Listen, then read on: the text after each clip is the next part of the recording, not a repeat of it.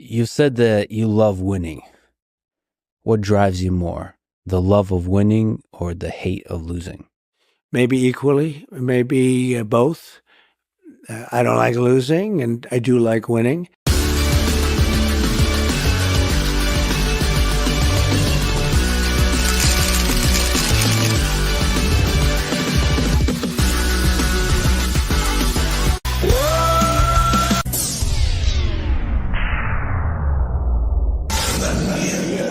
Say his name and he appears. This is a friendship that'll never ever end. Oh wow, I'm down here in the corner. Oops, how you doing? Man, I tell you what, my intros and outros have been a little troublesome lately. How's everybody doing out there? So happy that you're here. I don't know what's going on. I'll get it straight. There we go. Well, people are rolling in now anyway, so it's good to see you guys. So happy that you're here. Friday, special edition of Winning 2024. How you guys doing? I figured we'd do another one this week since we did the debate on Tuesday, and that was pretty much all of that. I did have some additional news. I always want to go and kind of cover the invasion stuff a little bit deeper, somewhat. But I have a very special, totally awesome press conference that Trump did today. If you didn't catch it, you'll be able to catch it here with me right now. Let me first pull up this banner and say thank you to come to the show. Thank you. Man, what is up with me, man? My head is like, where's my head at? Where's my thank yous? There they are. Thank you to all the YouTube members for being members of the Winner Circle. A lot of you have been members for almost a year now. Thank you so much to each and every one of you. And thank you to Wolfram and to Shelly for being members of on Rumble as well. I am broadcasting live on YouTube, X, and Rumble tonight, as always. And I invite you to be part of all of those channels. That your support is greatly appreciated because, of course, I am very shadow banned. And that's just the way it goes, but we have to fight through that, and we do that by sticking together and persevering out, as I told someone today. Adapt, outlast, and overcome. Hold on. Adapt, overcome, and outlast. Yeah, that's the way I put it. There you have it. All right, guys. So Wolfram, evidently the comments come through. I know, right? I know. I put myself in the corner. I was trying out some different looks here, man. I was doing some different looks, and I forgot that I was over there because, I thought I had everything set up about 30 minutes ago. That joke's on me, right? Hey, we're all human.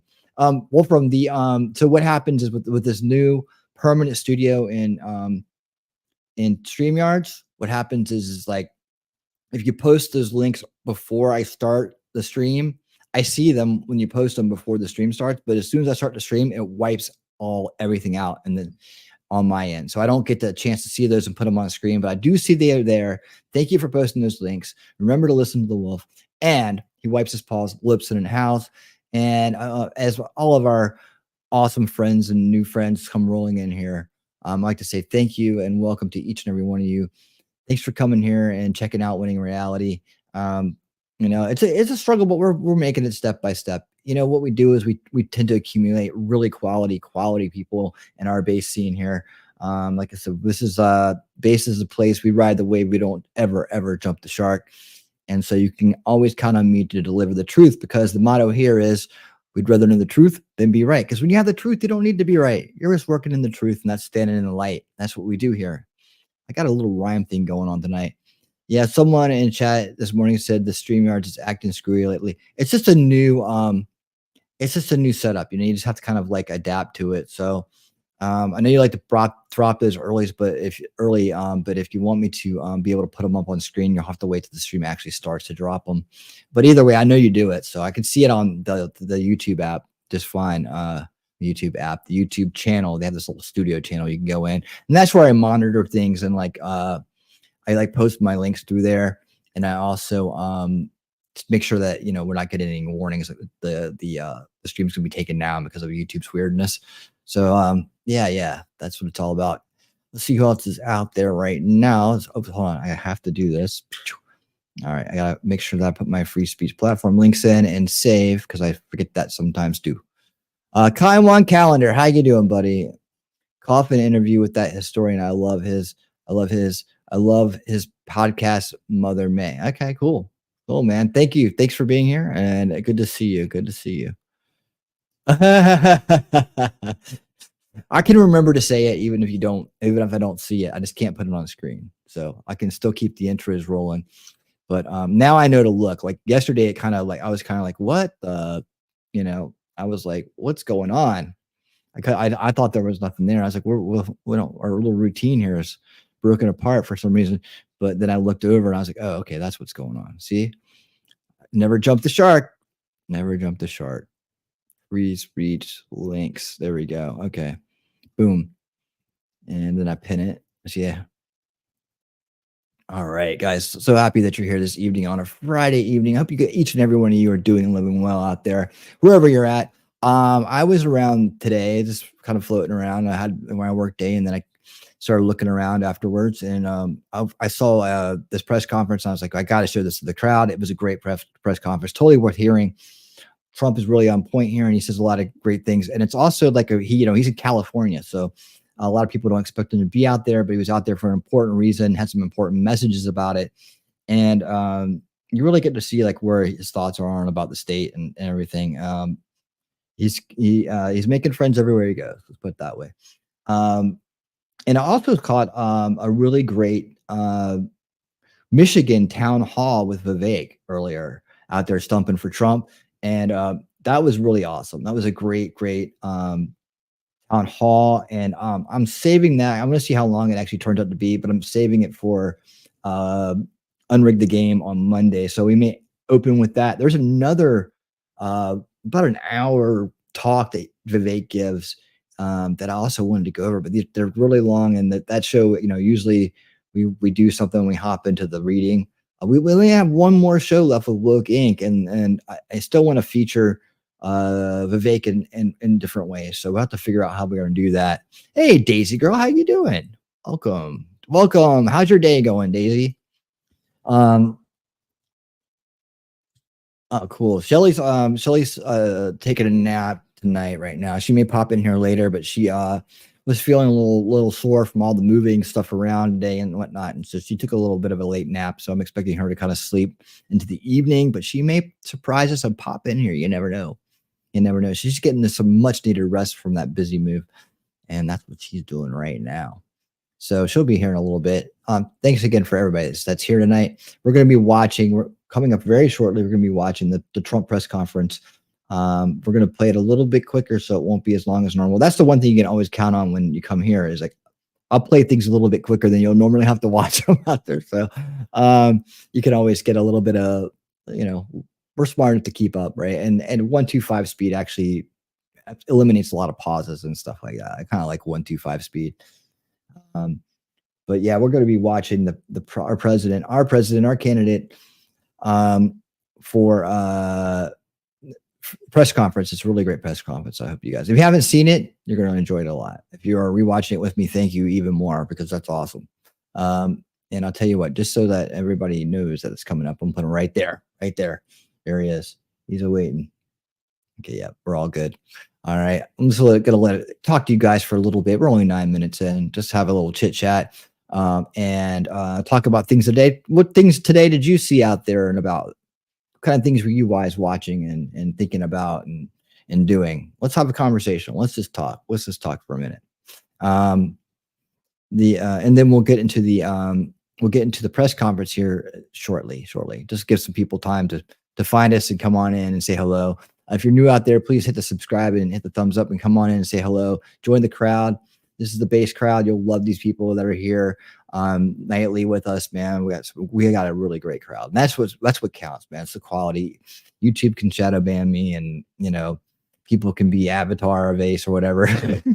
But I have my reasons, man. I have my reasons, and it's just a quality crowd is what I always wanted, and that's what I got. So if you want to join a quality crowd, come on and say hello. Be part of the fun. We do a lot of cool stuff here. 5 nights a week I stream, and you will very much feel at home when you come here. You always have a voice with me. I tend to put a lot of chats up on screen. I I like to interact, and I like to make you feel like you have a voice, or let you know that you have a voice here, and let your words be heard far beyond the stream, live stream, but into the rewatch crowd. Yeah. And if you're a rewatcher, thank you so much. Hey, Cool Gamer, how you doing? Welcome. Thank you for being here, and thank you for being a member. I really do appreciate it. Yeah, we'll be starting the press conference here in just a little bit. I just wanted to talk to you guys. Ultra low latency. So guys, feel free to talk in real time with me. So again, like, what's on your guys' mind today? Anything that you've seen out there that you want to talk about up front? Want me to answer any questions? I mean, I ask. That's all I can do is ask, right? Looks like X is picking up again for us. We got up to 497 over on X. I've been out there putting out some great takes from other creators and trying to interact more with the Mac crew. Some really interesting topics I put out there today. So we'll look at a few of those later on if you want. And let's see what you got. I saw a couple of Greg's videos today. One saying that the female moderator from the debate is Comrade Kamala's sorority sister. Tatum also had a video on. Okay, cool. I watched both of this as well. Yeah, AKA. That's who they are. I see it, but I tell you what, I wouldn't vote for a fraternity brother. There's a lot, regardless, but just because they're a fraternity brother, that's kind of a weak stance if that's the way they think. Because that's just okay. They could have been the worst person in the world. And they're going to vote for him because they were in the same sorority. I hope not. I hope the AKs out there have more sense than that. I really do. That whole brotherhood, sisterhood thing. It's really, when you come out of it, it's really like tight. And then as years roll on, they all disappear. So just keep that in mind, because the decisions you make in 2024, who our leader is going to be, is going to last have a lifetime of impact. So, you may not, the Kamala Harris won't talk to most of her sorority sisters, or, especially if they didn't actually go to school together. They weren't in the same class. She's not going to know who they are, and she's not going to take the time to try to talk to each and every one of them. She'd be talking to hundreds of thousands of people. So that would be a little bit taxing even for her. I got alert because device still not hitting right. I still fading in and out. Well, what you need, Daisy? What's going on with your device? If you want any help or advice or anything like that, let me know. I'll try to help as best I can. I know you're having some technical issues these days, but we love having you here. We love having your interactions. Hello to everybody out there on X. So happy that you're joining us this evening. I see people rolling in on X. Thank you so much for being here. If you haven't yet, I'd love to have your support on X. And by hitting the follow, man, it'd be so great to keep in touch with you. X, man, X. I mean, if you found me, you're awesome. X likes to, I don't know. I feel like I'm still shadow banned from the Depp Heard days when we were taking on all those enablers with the OK Enabler campaign for all those Me Tooers out there that were backing up the highly abusive covert narcissist known as Amber Heard.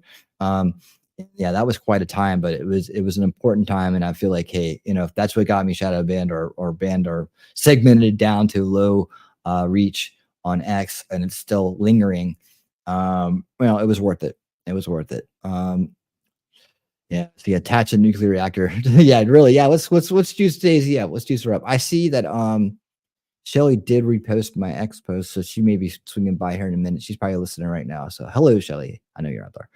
All right. We're gonna be spinning up the press conference here in just a little bit. How are we doing? Yeah, we're building up. Welcome in everybody that's coming in. We haven't started the press conference yet, so you're just in time. You're right in time. You're right on time. There you go. And by the way, in case you were wondering, you have people that are now realizing that, listen, this is not a left versus right thing anymore. Okay, this is not a Democrat versus Republican thing anymore. This is establishment versus anti-establishment. And the key truth is this: Kamala Harris is the establishment. Kamala Harris is the ultimate DC insider. Kamala Harris is the swamp. You also got to understand. Yeah, and she makes no sense either. But I'm going to build that out. So if you guys actually find anything that would go well in that clip that I just played, send it to me on Discord, send it to me on X, DMs, whatever. I want anything that's kind of defining the paradigm. That's my real paradigm clip there, and I really want to build that out. I saw that one with Kaylee there. Was that her name? Kaylee McEnany? Is that the one that was there? Yeah. With her, the former press secretary who was awesome. She was a phenomenal press secretary. She did probably one of the best jobs I've ever seen. So if I can keep building on that, where people are realizing it, what the real paradigm is, I want to keep adding on to it. Hey, look what we got. I love when the show starts like this.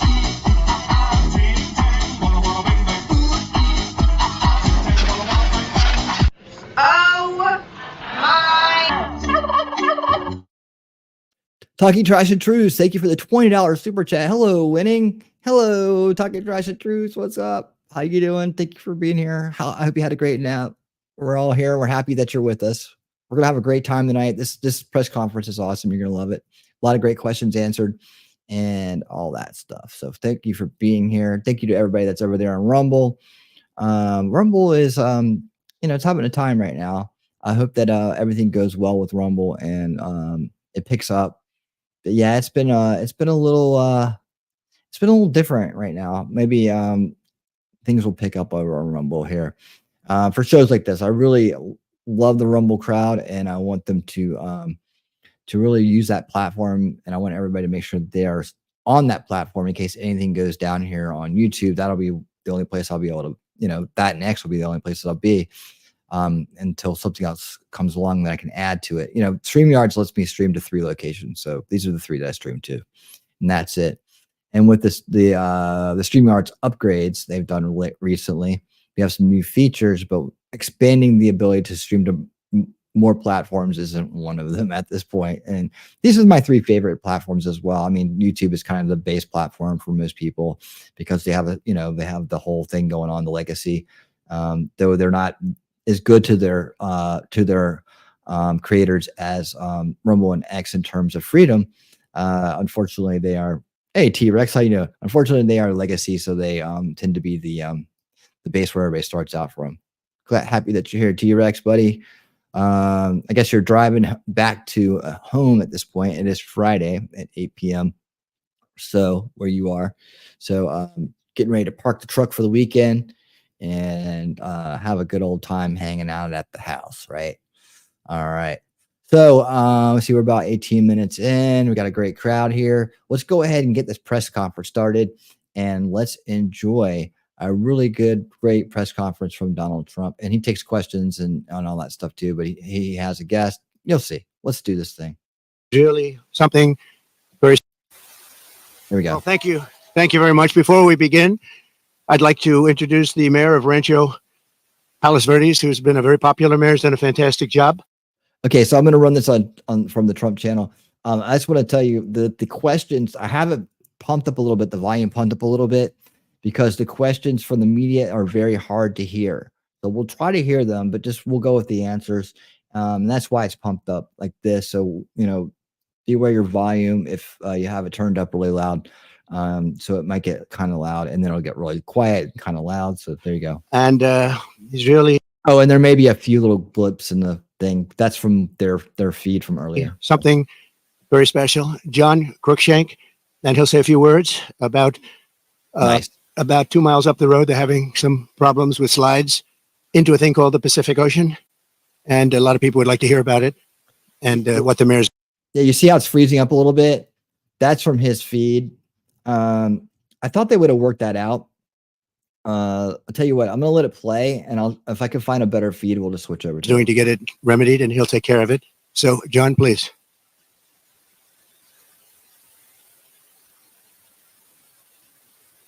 Well, I was only expecting to come speak with the president today, and he's gracious enough to invite me to speak to you all, which is an important moment for the city of Rancho Palos Verdes.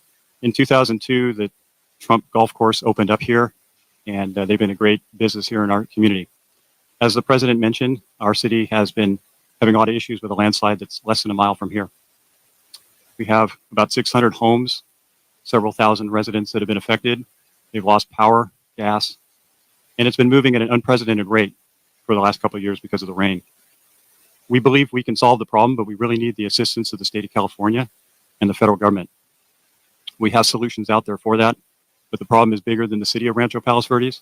And so it's important that we get the attention and the help of the people of California and of the federal government. So I'm here to thank the president of having me here today. Obviously, I'm a tiny bit nervous. This is a very big deal. Oh, thank you. So anyhow, we very much appreciate you all being here. And of course, I know you're here for the president, but covering what's going on in our city is really important. And it's meant a lot to our community of 42,000 people. So thank you so much.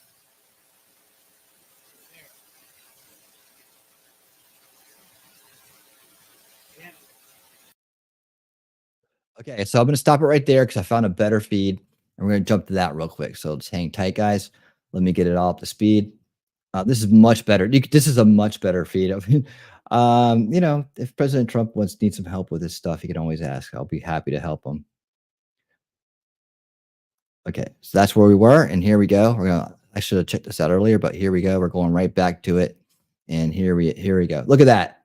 Much better. You get to see the golf course in the background. It's really nice. Okay, but it's going to be a little quiet. That's kind of like the trade-off, right?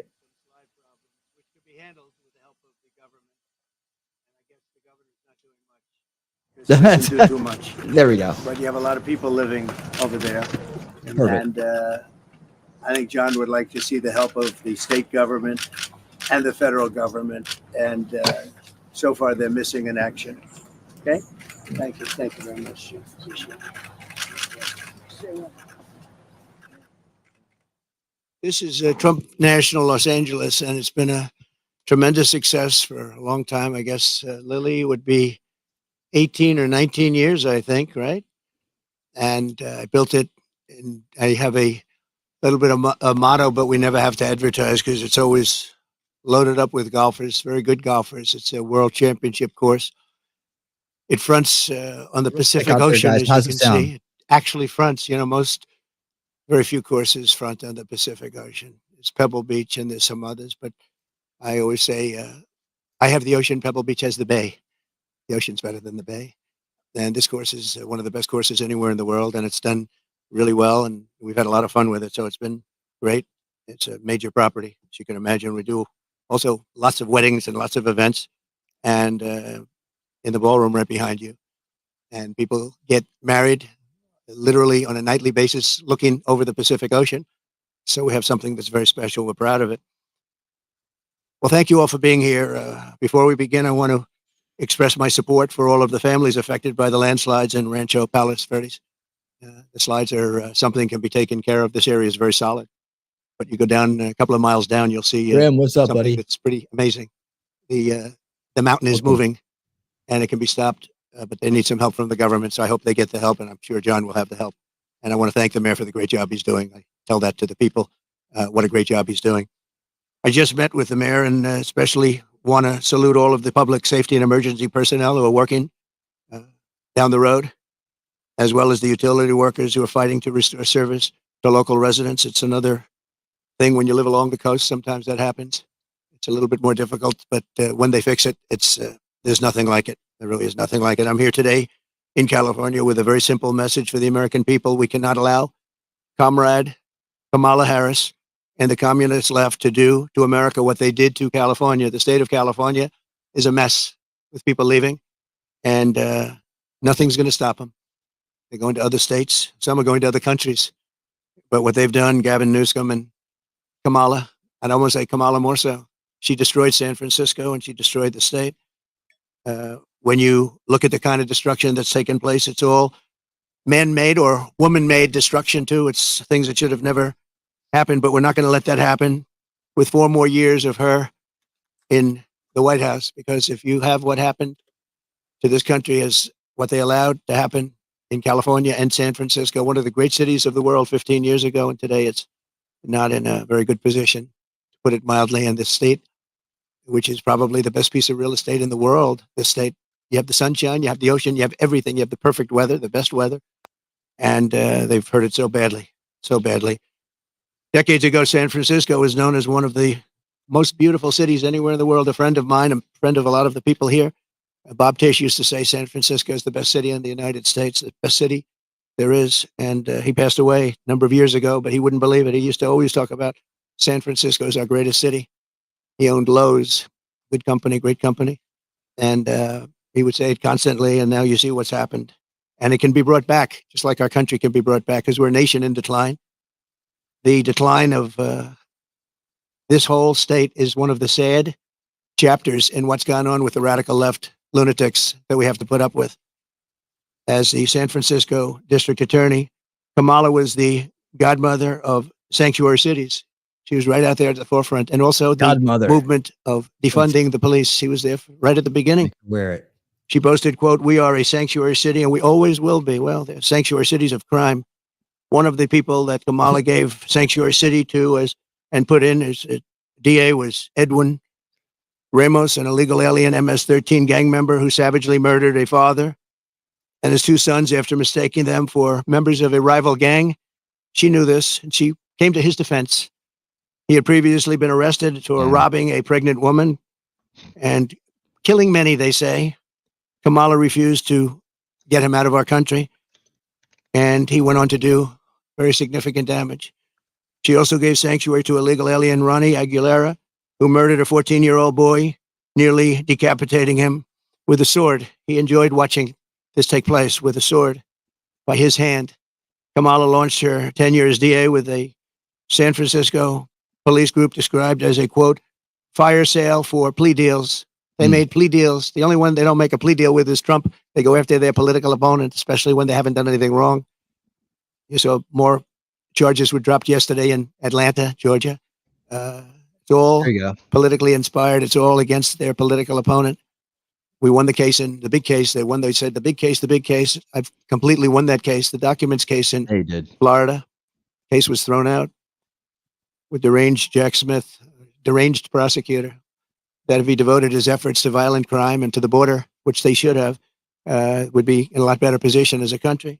Yep. In one sweetheart deal, Kamala gave only 12 years to a monster known as David Taylor, who got high on crack and murdered a 65-year-old mother with a hammer and a pair of scissors. He wanted to come out, and she wanted to get him out as quickly as possible. In another plea deal, she gave only 6 years to a man who killed a disabled veteran with a knife and then left his body to rot in a bathtub. Kamala refused to seek the death penalty for a gang member who murdered San Francisco police officer Isaac Espinoza during a traffic stop, very innocent traffic stop. To explain her decision, why would you do this? Why would you give such leniency to somebody that just killed his officer's son? A major, the San Francisco Police Officers Association has refused her single race since she became district. This is happening from the recording, guys. So this has happened live. They're having some reception issues. It'll pass. Attorney. The police don't endorse her. She's got virtually no endorsements now, but I have almost every police group in the United States. We just got the endorsement of almost 400,000 police. You saw that. And it'll pass. Just police group in the country. The endorsement just about every single police group in the United States, and unadulterated. They are so happy to endorse. After Kamala Harris and Gavin Newsom took charge of San Francisco, homelessness increased by over 200%.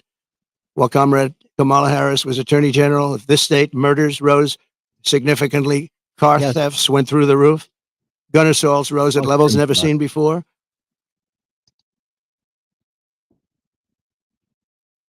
Yeah, they had some reception. Attorney General, she defined child sex trafficking, assault with a deadly weapon, and rape of an unconscious person as nonviolent crimes. She put them in a new category as nonviolent. Now, as vice president, she's facilitated the largest wave of sex trafficking and human trafficking in history, the history of our country by far. And in case you don't want to write about it, which you should, because there can be no bigger scandal than this, we have, under this administration, 325,000 migrant children are missing. 325,000.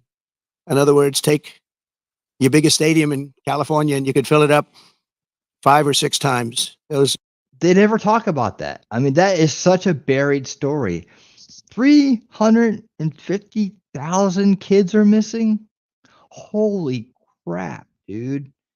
That's insane. That's absolutely insane. Look at this boat going by in the back. That's pretty cool. They gotta be like, is that Trump up there? I hope that's the Coast Guard. Honestly, I hope that's the Coast Guard. It looks, what do you guys think? Is that the Coast Guard? I hope it's the Coast Guard, because they shouldn't, have a line of sight on Trump like that at all. Right? 350,000 kids are missing. Right? I mean, every parent in the world should be outraged. They're all missing children. Many of them are dead. Many of them are sex slaves and slaves of different nature. But her destruction of the law and order in California did not end there. In 2020, Kamala Harris proudly endorsed defund the police. We're going to defund the police. Anybody that was even in favor of defunding the police for 1 month, let alone her entire career, should never be president of the United States. She supported a plan to cut the LA Police Department by at least 150.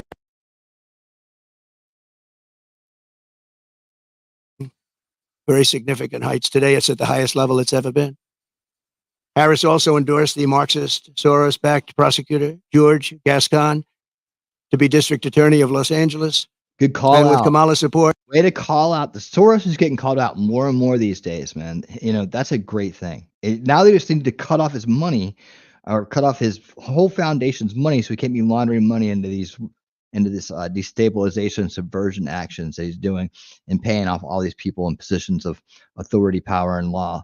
I mean, they have to cut this dude off. We have to make a law that says people like him cannot fund subversion. They cannot be doing things that are a danger to America, funding protests, funding these other things that they just can't. And it's unfair, for one. Two, it should be illegal, and we have to do something about it. I hope that he does do something about it when he becomes president. Gascon has unleashed hell upon the residents of Los Angeles, absolute hell. Kamala supported Gascon's decision to stop prosecuting criminals for trespassing, disturbing the peace, making criminal threats, loitering to commit prostitution, and resisting arrest. And these are some of the best areas in your state. They were left alone. They were protected by him, actually protected by him. They've been trying to get him out for a long time, but she helped. And this is where she's coming from as president. This is where she's coming from.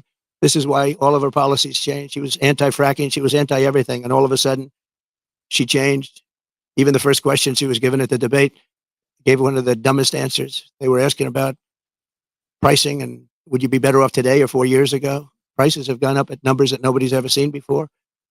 And just the concept of being better off, she didn't give the answer. She talked about when she grew up, nobody knew what the hell she was talking about. And based on the polls, it didn't work because Rasmussen, as you probably saw, just came out and they just lifted me up by 6 points for president, which is one of the biggest increases they've ever had in one little short period of time of a couple of days, up 6 points. And I thought the debate was great. I thought I did very well, but I was fighting three people. I was fighting the crazy left radical lunatics at ABC. I think considered the worst broadcaster out there. George Slobodanopoulos, that whole group, they're bad. And I lost a lot of respect for David Muir. He came at me with things, and we'll go over it in a second, but I was right about the crime stats going way up. The fact is the FBI didn't report them, and we're able to keep the stats essentially flat. But the new numbers came in. I guess somebody in government likes me because the new numbers were just released, and you'll see the kind of numbers that we're talking about went not only up, but up at record levels like nobody's seen before. The real numbers. When everything was included. And thanks to Kamala, since 2020, crime and drug overdose deaths here have skyrocketed by 40, 50, and 60%. And murder has reached an all-time high. We don't want this for our country. That's why I'm doing this. I don't like doing this, other than I know you all have the nicest view you're going to ever have. But somebody's got to explain this one. There's a radical left, Marxist, communist, fascist. As borders are, she then launched a colossal invasion of California's southern border. Just yesterday, the Wall Street Journal reported that a Venezuelan gang is expanding its deadly reach in the United States. First sentence of the story begins, U.S. law enforcement officials have watched with alarm the spread of a Venezuelan gang known for dismembering people, right? Dismembering people. From Chile to Colombia, they're all over the place. Now they're in our country. They're known as MS-13. They're considered the meanest, toughest gang in the world in Long Island. Not so long ago, too. I think you got the name wrong here. It's the Lagua or whatever. That's the Venezuelan game. MS-13 is from El Salvador, but I mean, I'm sure they span across. They both span across South America, Central America. young 16-year-old girls were walking to school, and they carved them up with a knife. They killed both of them. They carved them up with a knife. They didn't want to shoot them. And we got them out. I got them out so fast, and we did a big number. And I wanted to thank ICE while I'm at it, because ICE has been unbelievable. Border Patrol has been unbelievable. And she wants to get rid of ICE. She wants to dismember ICE. She wants to take them out. And if you didn't have ICE, you'd have a problem in this country. ICE would go in. I remember in Long Island with us, they had a gang that was brutal, MS-13 gang. They came out of prisons from different places. And they formed, for whatever reason, Long Island seems to be a place. And I'll never forget the scene of ICE going into a rat's nest, they call them, when you have a lot of them together, rat's nest. And they walked into that nest, and you just saw arms and fists and feet. Everybody was flying. And 3 minutes later, he saw it. 3 minutes later, they walked out with these guys, dragging them out by their feet and throwing them into paddy wagons and bringing them into jails. And then we got them out of the country and moved them back to where they came from, which Obama was unable to do when he was president. Obama was unable to do because the countries wouldn't participate. They wouldn't allow them back. What I call those countries, 3 of them: Guatemala, take a look; Mexico too, to a large extent. And I think probably the worst of all, we had 4 countries. Colombia was rough. We had 4 in South America. But the South America is no longer the problem. We have bigger problems elsewhere. Guatemala, a lot of problems in Guatemala. A lot of bad people coming out. We called. I said, let me speak to the president. I told him, you're not getting any more foreign aid. We got $750 million a year. I said, no more foreign aid. Why? Because you send people over in caravans and you won't take them back, and they're criminals, and we don't want them in this country. And you wouldn't take them back with Obama. They would put planes on the runways, big planes on the runways, so you couldn't land the planes loaded up with prisoners. And I said, that's okay. You can keep doing it. We're not paying you 10 cents. And they called me back 20 minutes later. One of them the next day, 3 countries. And they said, we would be honored to take MS-13 back. We like them very much. We're wonderful people. And we got them out by the thousands and thousands. We got them out. And that I attribute to ICE and Border Patrol. They're incredible people. Not only is Comrade Howard, I mean, if you take a look at this, but not only is Comrade Kamala allowing illegal aliens to stampede across our border, but then it was announced about a year ago that they're actually flying them in. Nobody knew that. They were secretly flying in hundreds of thousands of people. Some of the worst murderers and terrorists you've ever seen. They were taking anybody that wanted to come in. And they're flying them in. So when they tell you about their borders a little bit better than it used to be, they only did that for election reasons. Not good, but it's a little bit better. But they don't tell you that the flights are still coming in here, bringing in thousands and thousands of illegal aliens. And they're being dropped into the midsection of our country. Because all states are really border states right now. And I'm the border president. I solved it in 2016, probably got elected because of that in 2016. And really, there was nothing to do in 2020. I said to my people, I want to talk about the border, what a job I did. They said, sir, nobody cares you did it. It was good. We went from a terrible border to a great border very quickly. I did a great job. And then I come in and I look at what's happening now. And the only difference is that the border in 2016 was 1/20th what it is now. We have the worst border in the history of the world. There's never been a border like this. And I want to be the border president. And I hope you call me the border president, because I'm going to show you what a border security job we can do. And we're going to do a job like never has been done before. There's never been a border like this. I believe the real number is 21 million people are here, and many are thugs, criminals. And remember this, if you go to South America, and if you go to these countries that have taken their prisoners out of their jails to empty their jails and dumped them into the United States, like we're a dumping ground, you're going to see their crime rates have gone down by 50, 60, 70, and 80%. If you look at Caracas, Venezuela, they took their criminals and drug dealers and rapists off the street and they dumped them into the United States of America. Dumping ground, they call it. We're a dumping ground for Venezuela because we have stupid people running our country. And you think Biden's bad? This one's going to be worse than Biden. Over the past 3.5 years, Kamala has resettled 500,000 illegal migrants from Haiti into American communities, including over 200,000 who Kamala has illegally flown into the United States by airplane when they couldn't get through the border because the border guards backed up. They were refusing to let them in. They don't want it. They love this country. They're saying, you can't do this to our country. They flew them in right over the top of the border guards, and they're doing it right now. They're doing it right now.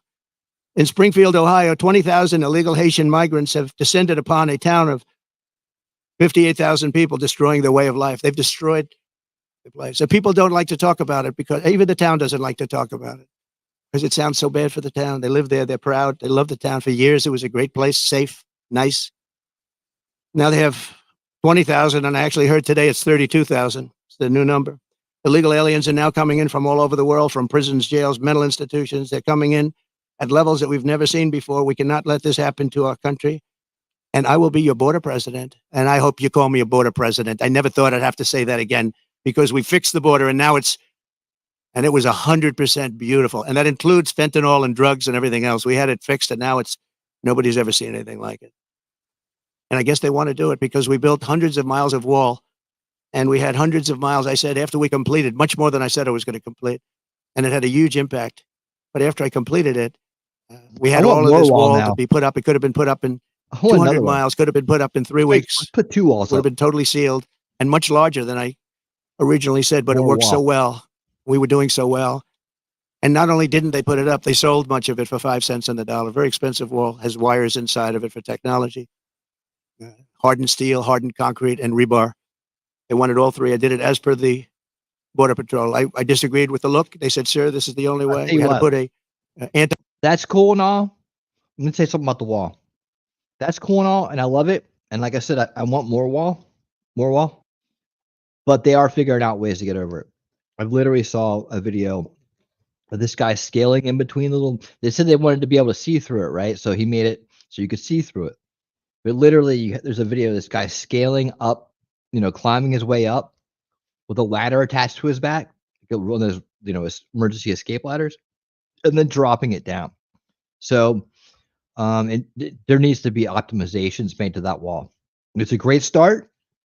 We need it. It's going to cut down a lot, but we also need to optimize it. Like there needs to be optimizations going on. I liked his original plan for the wall to be solid. Of course, that way they couldn't scale it right like that. They'd have to really, really, bring some stuff to do that.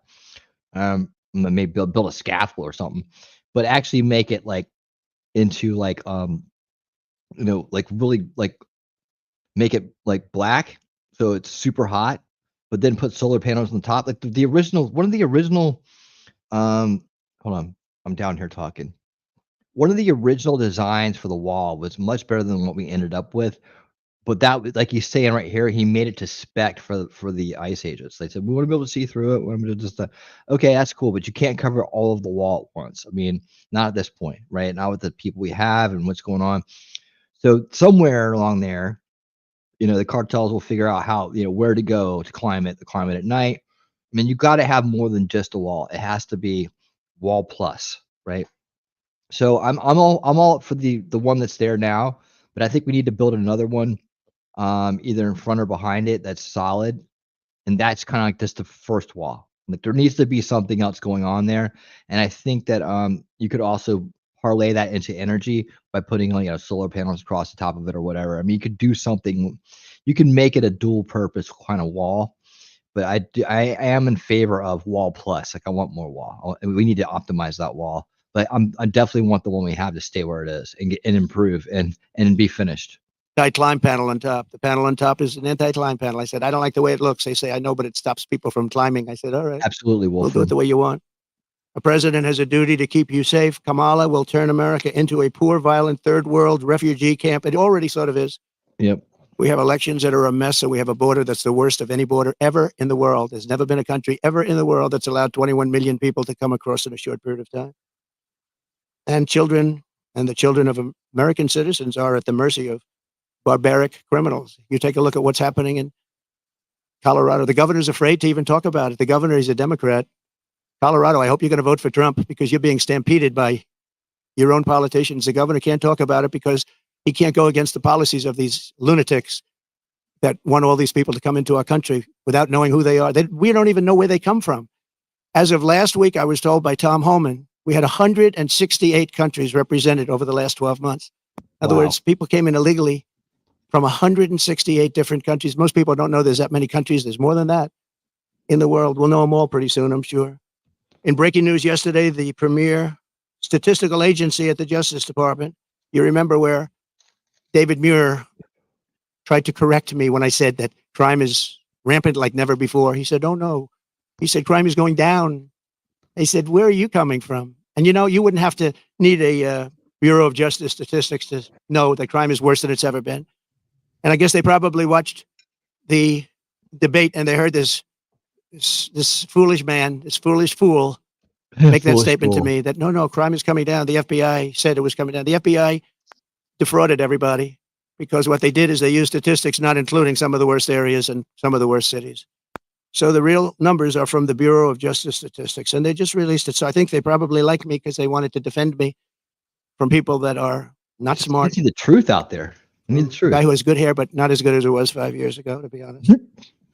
And they just released brand new numbers just out last night, late, showing that since 2020, so this guy, David Muir, was correcting me, the FBI. Now the FBI defrauded, just like they defrauded on the jobs, 118,000 jobs that didn't exist. The FBI, in this case, defrauded. So violent crime, just out, nationwide is up 40%. Rape is up 42%. Car theft is up 42%. Aggravated assaults are up 55%. And violent attacks on strangers are up much more than 61%. So those are your numbers. See, those are the numbers. Now, I think he corrected me 11 times. Of the 11 times, I don't think he had the right to correct me at all. Didn't correct her once. Like on Project 2025, I have no idea about, it had nothing to do with me. He didn't correct her. He knew that. Charlottesville, nothing was done wrong. All you had to do is read my statement one more sentence and you would have seen that. Sean Hannity, Laura Ingraham, Jesse, all of them, Greg Gutfeld, they all took that and they corrected it many times, but they keep coming with the same lies. I'm going to save Social Security and I'm going to make it good. And we're not going to raise the age, just as I did for 4 years when many Democrats wanted me to do something about it. And she'll go around saying, oh, Trump is going to do bad things to Social Security. No, she's going to do it because she's putting these illegal immigrants onto Social Security, onto Medicare, and she's going to destroy those programs and the people are going to have to pay. But I'm going to save them. But David Muir said exactly, I quote, President Trump, as you know, this is after I made the statement that crime is at record numbers. President Trump, as you know, the FBI says overall violent crime is coming down in this country. Now, anybody that says it's coming down, when you look at all of the migrant crime and all of the other crime, and this doesn't even include most of the migrant crime. So it's up 55, 65, 75, and 85. One category is up 89%. And these numbers have just been released by the government. I appreciate the person that released them. I think he came to my defense, actually. But the people understand it. In fact, he was wrong. The FBI totally fudged the numbers. And I really believe it's actually a fraud what the FBI did. It's a fraud. And it was a fraud when the administration, I call it the Kamala, because I don't even know who our president is anymore. Where is this guy? They took it away. This was an overthrow of the president of the United States. This was a coup. You got 14, think of it. You got 14 million votes. You got no votes. She was the first one that lost, and now I'm running against her. They went in. I was 19 points up in the poll. I saw their poll. They went up after the debate with Biden. I have debates with everybody. But the first debate, we had 2 debates. We didn't have one. First, I had Biden, and he was 19 to 21 down. And that's when they went and they said, you can't win. You're going to get out. And he said, no, I'm not. I'm not going to get out, which was his right to say. They said, well, if you don't get out, we're going to. How many people think that Biden picked Kamala Harris as VP because she blew him? Just asking. Execute the 25th Amendment. And he said, like I said, I'm going to get out. And he hates her beyond I think he hates her probably almost as much as he hates me. I think he still hates me a little bit more. But he hates her. He hates her. He hates what she did. And, when they talk about democracy, well, that's not democracy. He had 14 million votes. She had none. And she was the first one out of the 22 people or so that ran as a Democrat. She never made it to Iowa, first state. She never made it to Iowa. She was the first one out, and now she's running. So you tell me how that works. They wanted to be politically correct, that's all. But we're not going to let her destroy our country. In fact, the David Muir character, he's lost so much respect. Everyone's talking about him. He's a joke. And ABC News is a joke too, but most of the fake news is pretty much of a joke. He said that the FBI, and he didn't know this, I guess, at the time. He probably did. But this is so great because he's at a press conference saying this. I love it when he does that. That's one of the reasons I first was like, he's the real deal. It was during the first debate in 2016 for that run. He came out and just started calling out the media like a savage. I was like, dude, he's the real deal. There's no establishment pawn is ever going to do that. Like that was like, I was like, okay, you have my attention now. I started digging into it. I was like, you the man, let's go. The numbers and the cities that weren't included in those numbers were Chicago, Los Angeles, San Francisco, Oakland, New Orleans, and many others of similar crime numbers. In other words, so they didn't include the worst crime numbers in the country. Look at those numbers. Chicago's not included. Los Angeles not included. So they could say the numbers are flat, but they didn't include the big boys. And that's a fraud on the public. And as I said, it was a fraud also, just like with so it's 818,000 jobs that they said existed that didn't exist. And they thought they could hold the number off until after the election, anytime after November 5th, but that didn't work out because they had a whistleblower that released the numbers. And then you have Kamala's claim that she worked at McDonald's. She never worked at McDonald's. It's a lie. They went in, they investigated it, and the fake news won't report that. They won't report it. The only one that reported it was Fox, but the fake news won't. She never worked at McDonald's. She said she stood over those French fries when they were being fried, and it was so tough work. She never worked there. She's a liar. She's a liar. But the fake news ought to report she's a liar, because that sounds like a little thing, but it's a big thing, because it tells you they lie. They lie about everything.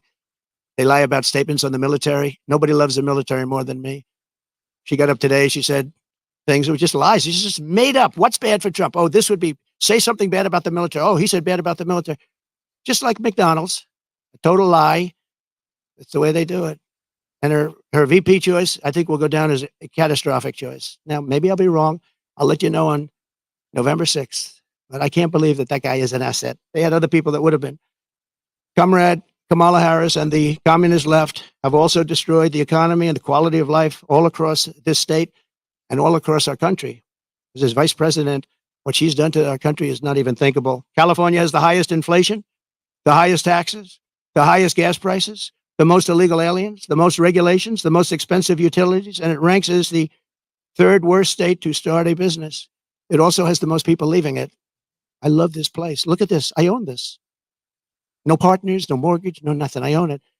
And I'm talking so badly about the state. It hurts me to do it. I would never do this except for the fact that I'm running for president and I want to save the country. So I'd rather sacrifice this than lie or not speak. But think of it. I'm knocking the hell out of the state of California. I'm saying how bad she was and what a bad job she's done. What a horrible Governor Newsom has been. He's been horrible. So many people leaving. And I'm hurting my own property. And that cost me lots of money. But it's okay, because this is unimportant compared to saving the United States of America. So they do it for that reason. But those are the numbers, what Kamala Harris's policies will do to America. The cost of living here is nearly 40% higher than the national average. And the cost of housing is 97% higher. And the national average is through the roof. And it all took place in the last 3.5 years because I had no inflation, essentially no inflation. And it stayed that way for 2 years. So it wasn't like, oh, gee, it was ready to pop. No, we had it done. We had it down to a science. We had no inflation, 1.4%, which is perfect. That's better than no. That's a perfect number. If you go to the economist, they said, because you want a little bit, but you don't want much. It's a perfect number. It was perfect. The country was perfect. We were drilling. We were taking it out. Now we're buying our oil from Venezuela. It's not even believed. It's interesting. They give him billions of dollars now, Maduro. We're buying our oil from Venezuela. And we're taking all the criminals in, and they're taking over cities in our country, and we're getting ready to start domestic. I mean, well, they call it domestic violence, but it's domestic. It is domestic violence, but I mean, we've turned that into a family term, but it is violence in our country. So, it's going to be turned into if we don't get it, law enforcement behind this and get it done. It's going to turn into vigilantes. It's going to be gang warfare. Let's put it that way. The dictator, I call him the owner of Venezuela. They give him billions and billions of dollars, but then they foreclose on his plane. Nice, They take away an old junky plane. It's not a good plane. They take away an old junky plane. And I said, well, it's okay. He'll buy a much better one. We give him, think of it, a country takes away his airplane, but pays him billions of dollars for their oil, which is the worst oil on the planet. It's tar. And it has to be refined. There's only one plant in the entire world that can refine that junk. And you know where it's located? In Houston, Texas, for the environmentalists. So Houston, Texas. In Texas, yeah. Is refining tar. And that stuff is going up into the air. It's the only place in the whole world that can refine that very bad stuff. The state is rapidly going busted with a record $68 billion budget deficit last year. $68 billion deficit for a state. And the government is so incompetent that it costs $1.7 million to install a single public toilet in San Francisco. They built a toilet for $1.7 million. And it's not even nice. I saw pictures of it. I built this whole thing for less than that. Unsurprisingly, more Americans are now leaving California than any other state in the union, and over 500 companies have left since 2020. It hurts me to say it. Look, I have this unbelievably valuable asset, and here I am knocking the hell. I'm sitting here thinking, and I know this, I've known it for every time I speak badly of New York. We have a very bad attorney general there. She's a political hack who got elected saying, I will get Trump, I will get Trump, I will get him, Letitia James. And they had a phony case where they value a house that's worth $1 billion to $1.5 billion at $18 million. The judge was corrupt. And she's corrupt, very corrupt person. It's a political hack. And then we have the other cases that they're all headed up by the White House. They sent their people in, one person in particular, but they sent their people in to head up the cases in the state. They sent their people in from the DOJ in Washington, highest officials, to go to Letitia James, work there, get that started, and then go to the DA in Manhattan. But I think the appellate courts are going to see what's happening. I really do. I believe in that. But it's hurting New York because businesses are moving out of New York because of it. They used a consumer fraud statute, which has never been used before for this, to get me in New York. And I had no jury. You can't have a jury. You're not entitled to a jury. Nobody's ever seen anything like it. But I'm sure, I feel sure that the appellate courts will come in and defend, because otherwise our country is finished. Thing like that can happen. And no company wants to move into New York because of it. Very, very bad for New York. In the face of this crisis, the Kamala Harris Democrats in Sacramento, they're in Sacramento and all over the place, just passed a bill that I think the governor's rejecting. I hope he rejects, but I think he was given a lot of pressure. $150,000 home loans for only illegal aliens. But the fact that it even passed, I would imagine he'd reject it if he hasn't already done so. They also passed a law that allows state authorities to take children from their parents if they don't, quote, affirm their child's gender identity. When Kamala Harris said the values that she has have never changed, I really think that was probably the only true statement that she made. They've stayed true, and you look at what they are. They're the same as what they were 5 years ago, 10 years ago. They want to confiscate your guns. They want to take your guns away. They're going to take your guns away if I'm not elected. Anybody that owns a gun, if you vote for them, you're crazy. Any Jewish person that votes for Kamala is crazy. She wouldn't go to see the Prime Minister of Israel in Congress. Think of that, because she had a sorority party, which she considered to be more important. It's a big deal when a Prime Minister comes to Congress and speaks, and she doesn't want to go because she's at a sorority party. But that wasn't really the reason. The really reason is that she hates Israel. And I say that Israel will not exist in 2 years from now if she's elected president. And she'll be very happy if that happened. Israel will not, mark me down. You know, they have a hat, and I didn't put it. They say, you know, Trump was right about everything. I've been right about everything. So I end on that, and I just want to say that I'm going to hopefully be elected. Polls have gone way up since the debate. I'm going to be reelected and come in for a second time. We did, as I said, much better the second time than we did the first, but some bad things happened. But we're doing it now, and more importantly, I'm looking to the future. We're going to make our country bigger, better, greater than ever before. We're going to turn it around. We're going to get rid of the criminals that have been allowed to come into our country and prey upon our citizens, their children. We're going to get them out. And it's an honor that you're here. If you'd like to take some questions. Two questions. On the debate, first of all, I know you've said that you will not do another debate. Some of your own Republican allies have come out and said that you missed the mark. That you missed No, excuse me. Most of my Republican allies had said I was great in the debate. You're just like, you know, a lot of other people at Fox. Well, why don't you say 94% of the Republicans said I did phenomenally in the debate. Some said that I could have been tougher. I don't know how I could have been tougher when I said he's the worst president and she is the worst vice president in the history of our country. 94% of the Republicans, and the only one that wouldn't would maybe a Mitt Romney or somebody like that. But we've gotten great praise for the debate. And based on the polls, like Rasmussen being up 6 today, the first poll out, based on the polls, obviously I did well in the debate. Also based on the debate polls, where I sometimes had, in one case, 92% win. So, you know, look, you come from Fox, you shouldn't play the same game as everybody else. Go ahead. your Republican colleagues or your allies who are concerned about your close relationship with Laura Loomer? Well, I don't know what they would say. Laura's been a supporter of mine, just like a lot of people are supporters, and she's been a supporter of mine. She speaks very positively of the campaign. I'm not sure why you asked that question, but Laura is a supporter. I don't control Laura. Laura has to say what she wants. She's a free spirit. Well, I don't know. I mean, look, I can't tell Laura what to do. Laura's a supporter. I have a lot of supporters, so I don't know what exactly you're referring to. That's okay. Yeah, please. I just don't know. Laura's a supporter. I don't know. She is a strong person. She's got strong opinions, and I don't know what she said, but that's not up to me. She's a supporter. Please. traveling with you on your plane. Okay, a lot of people do. It's a very big plane. With you. She made racist remarks about your opponent. She also espoused conspiracy theories about 9/11. Do you disavow those remarks? Well, I have to see what the remarks are. You're telling me for the first time we're here discussing the destruction of San Francisco and California by. See how they do it, guys? I mean, I've been talking about this from a long time. You know that I got a campaign going against conspiracy grifters. I mean, you know, I'm just calling them out, asking people that are getting caught up in them to do better. On our side, content creators that get caught up in sensationalist journalism, sensationalist content, rush to market content, asking them to do better. This is where it comes out. This is what you're seeing the end result here. Laura Loomer recently has jumped the shark a couple times.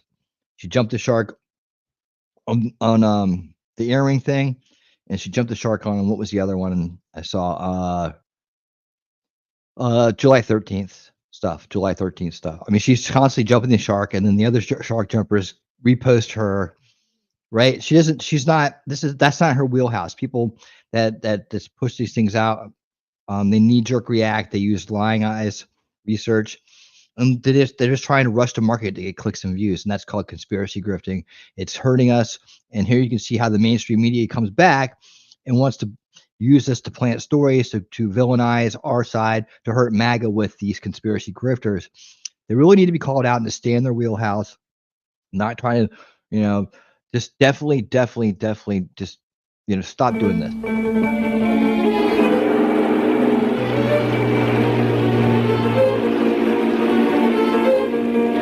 There we go.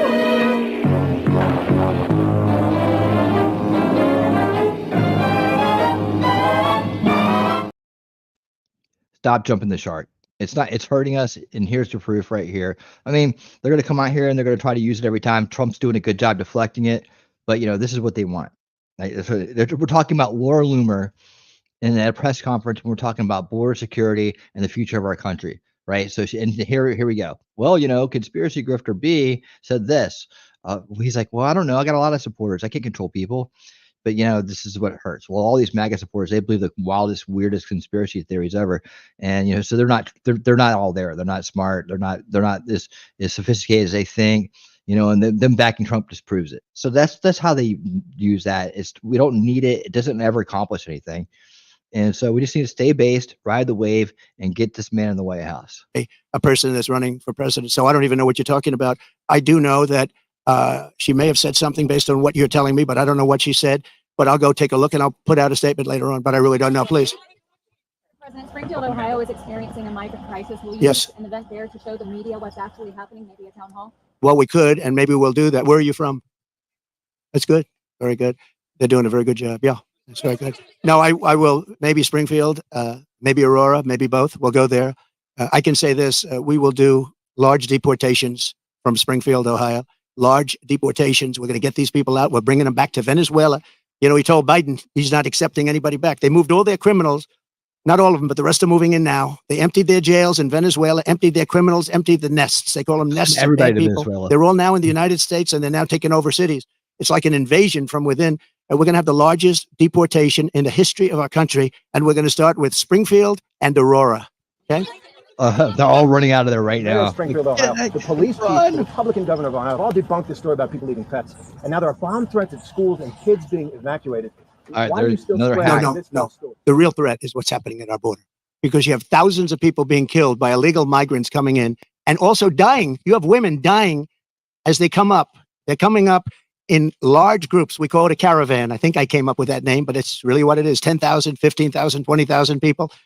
And you have large numbers of women being killed in those caravans coming up to this country. And then when they get here, they can go into the country and they end up being sex slaves and everything else. Those are your real problems, not the problem that you're talking about. Yeah, okay. Quick question. So you just said that you'll carry out the largest mass deportation of illegal immigrants. How are you going to have, for example, Governor Gavin Newsom or officials in sanctuary cities comply with that? Well, you know, if you go to the people of California, they don't want to have sanctuary cities anymore. They're tired of sanctuary cities. Sanctuary cities are really blocks that protect bad people from deportation and other problems. And they're going to do it. And our federal government has tremendous power. But we're not going to let states, even like California, even though I know it's largely a sanctuary state, essentially, but we're not going to let that happen to the people of California. They want these people out. They're just as scared as everybody else. The people of Ohio are scared. The people of Colorado, you have a governor there who's very weak. He doesn't know what to do. And he doesn't want to talk about it. A lot of it, as per your question, they don't want to talk about what's happening. They say it's so bad for the city. Let's not go public. Let's live with it for a little while. Maybe it'll go away. It's not going to go away. It's going to get worse. It's going to get so bad. You know what we're experiencing now is they're just getting settled in.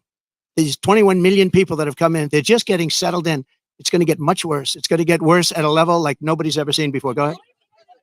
Question regarding the economy, we're seeing more and more companies they're shipping their jobs overseas, but even for white collar jobs, they're having problems with that. We've been seeing mass layoffs. How would you prevent these white collar jobs from being by lowering taxes and regulations? And what they're doing is they're seeing that every time it looks like Kamala is doing well, companies want to leave. Stock markets go down.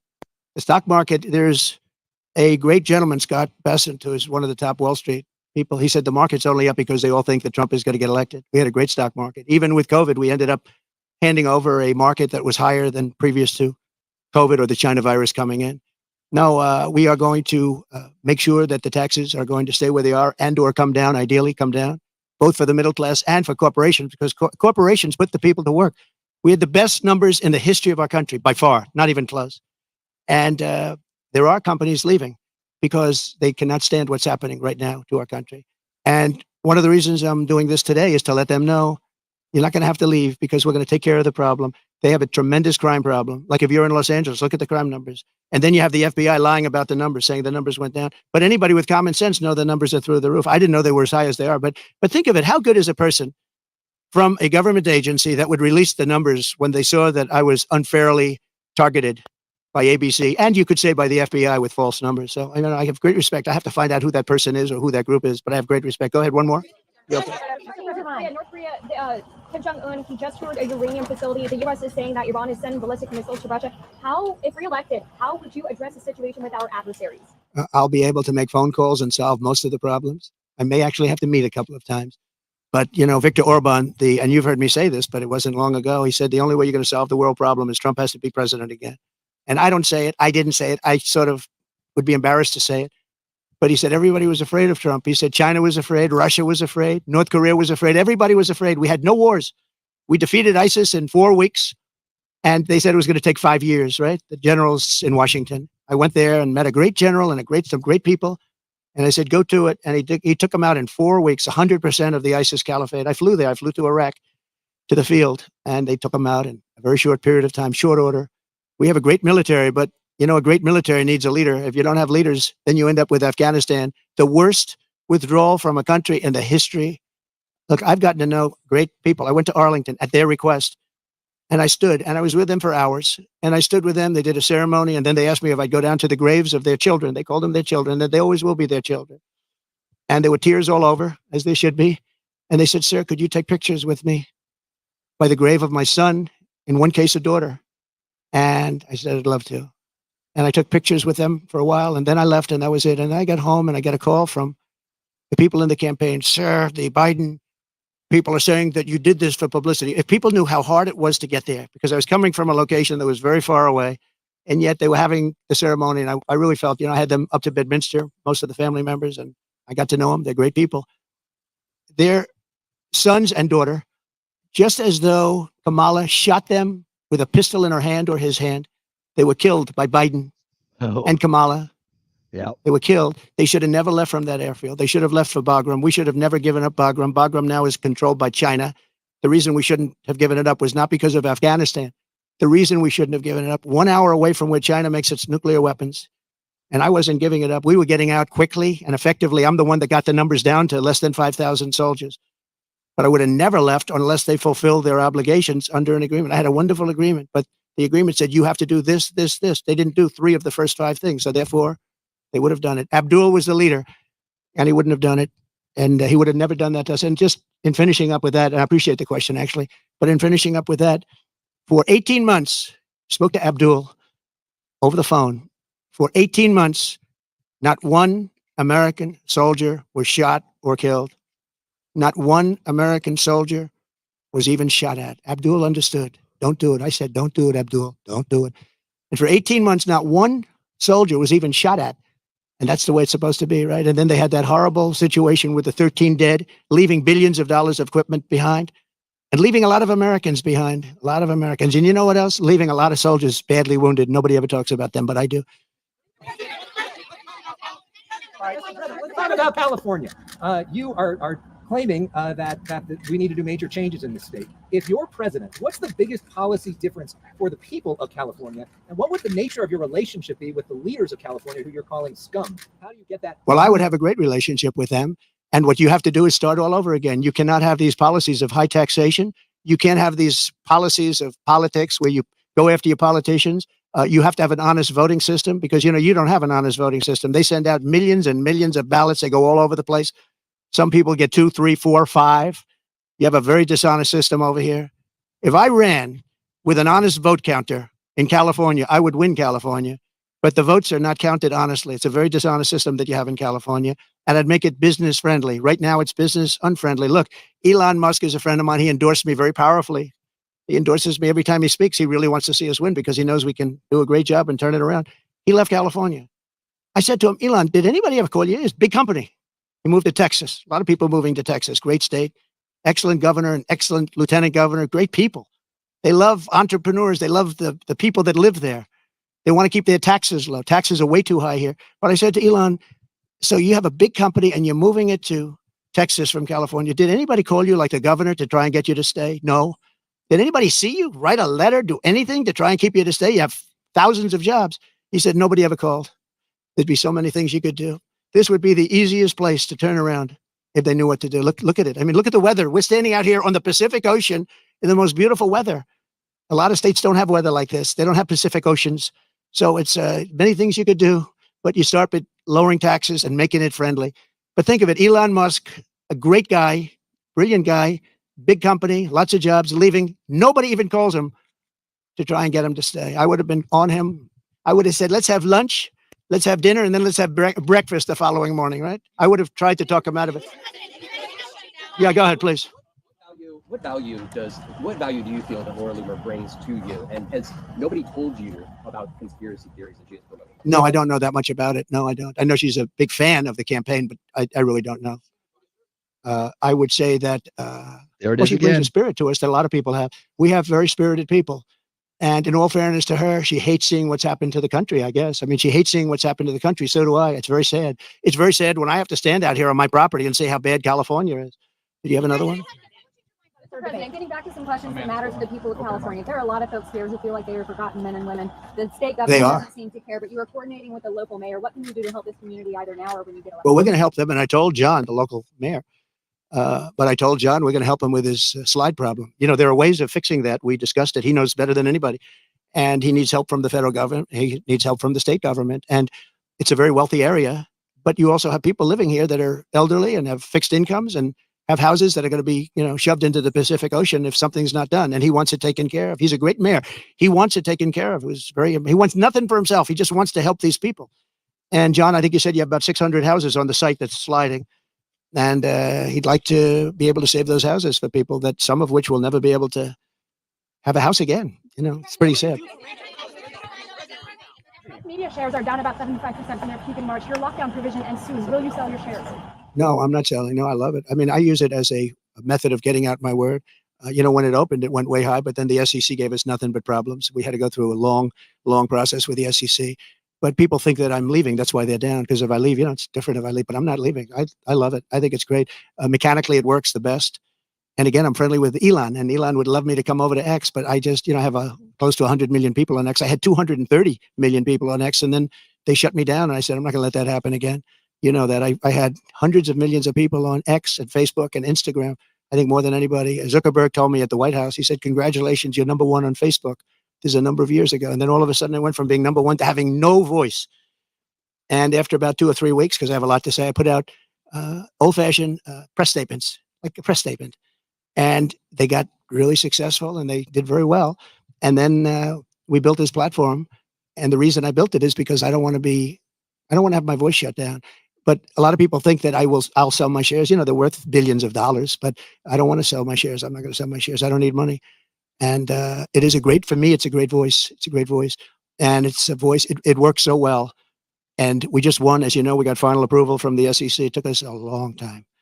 And that really turned it off. You know, when I originally opened that stock, it went from about 2 to about 182. Did you know that? It was the biggest increase in the history of the stock market. I believe, I have to say I believe, because you're going to find one company, maybe more, who knows. But I believe it was the single biggest movement. And I think I was worth 61 billion from that one stock.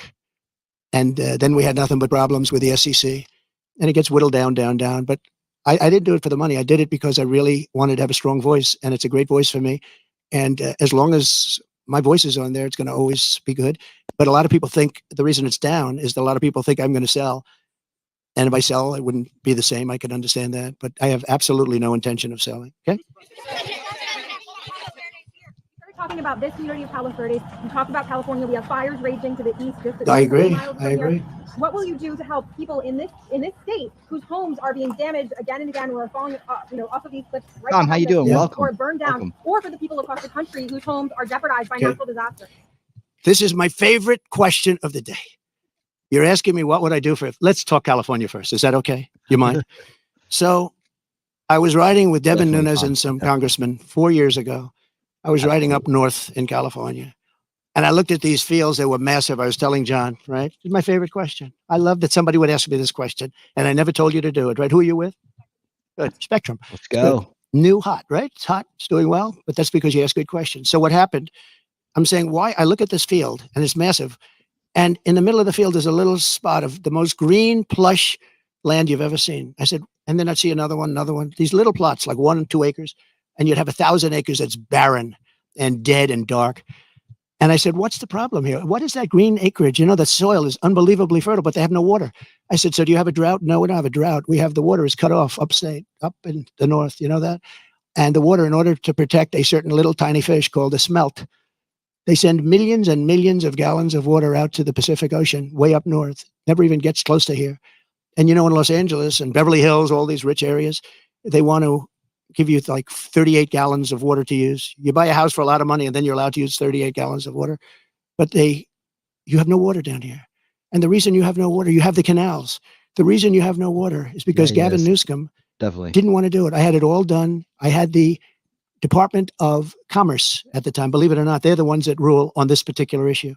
So you have millions of gallons of water pouring down from the north with the snow caps in Canada and all pouring down. And they have essentially a very large faucet. And you turn the faucet, and it takes 1 day to turn it. It's massive. It's as big as the wall of that building right there behind you. And you turn that, and all of that water goes aimlessly into the Pacific. And if they turned it back, all of that water would come right down here and right into Los Angeles. They wouldn't have to have people not use more than 30 gallons and 32 gallons. They want to do that. They're trying to do that. And you have so much water. And all those fields that are right now barren, the farmers would have all the water they needed. And you could revert water up into the hills where you have all the dead forests, where the forests are so brittle. Because no place is like California. I go to Austria.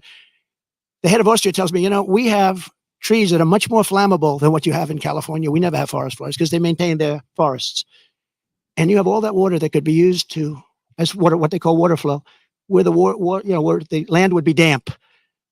And you'd stop many of these horrible fires that are costing billions and billions of dollars by the federal government, et cetera. So one thing I'm going to do for California, vote for me, California. I'm going to give you safety. I'm going to give you a great border, and I'm going to give you more water than almost anybody has. And the farmers up north are going to be able to use 100% of their land, not 1% of their land. And the water is going to come all the way down to Los Angeles, and you're going to have more water than you ever saw. And the smelt is not making it anyway. In fact, they make and grow smelt because it dies all the way up and down the line, and they put stuff that was artificially made. You know that. So you're going to have water in California at a level that you've never seen before. The farmers are going to do great. Those fields are going to be all green instead of 1% green. And maybe even more important, you're not going to have illegal immigrants pouring into your country and killing your family. You're not going to have the problems that you have right now. We're going to lower your taxes. We're going to bring the car industry back because your car industry is gone. We're bringing it back to Detroit at levels that you'll never see again. We'll bring it back to better than it was 30 years ago. But with this group, everything is dead. The automobile industry is dead. The water coming here is dead. And Gavin Newsom is going to sign those papers. And if he doesn't sign those papers, we won't give him money to put out all his fires. And if we don't give him the money to put out his fires, he's got problems. He's a lousy governor. And he treated me very nicely, and I treated him very nicely when I was president. But he's done a lousy job. But there's a case. I said, Gavin, will you sign? It took him like a month and a half or 2 months, and then he decided for political reasons. And then we got hit with COVID, and we had to solve another problem. But you're going to have so much money, Mr. Mayor. You're going to have so much money from economic activity and growth. And you're going to have water like you never thought. Now, in your case, maybe you don't want so much water, but we'll bypass your beautiful area. But we have tremendous amounts, millions of gallons of water that's shoved right into the Pacific Ocean where it doesn't make a dent. And all of that water is going to take care of California. And nobody can make a bigger promise than that. You're not going to have to do desalinization plants, which a lot of people want to do. Very expensive to do, but it's better than the alternative of no water. So California, vote for Trump. And you're going to have water, and you're going to have growth, and you're going to have prosperity, and all those people that are leaving are going to really come back. Thank you very much. Thank you. All right. Why have you not endorsed Steve Garvey? Will you endorse Steve Garvey? Steve Garvey, the baseball player? What's your closing argument to the people of California? Thank you, everybody. Will you endorse Steve Garvey against Adam Schiff? Mr. President, Yeah. I mean, why not? Look, it's a Kiffness. It's a Kiffness. Very bad for the industry. Very bad for Yes. Will you endorse Steve Garvey against Adam Schiff? I don't know much about Steve Garvey. I think he's made a big mistake because he hasn't reached out to MAGA. And if he doesn't have MAGA, he's got no choice. So he has not asked for your endorsement? Well, I haven't spoken to him. I'm hearing he wants the MAGA endorsement, but he's got to call me.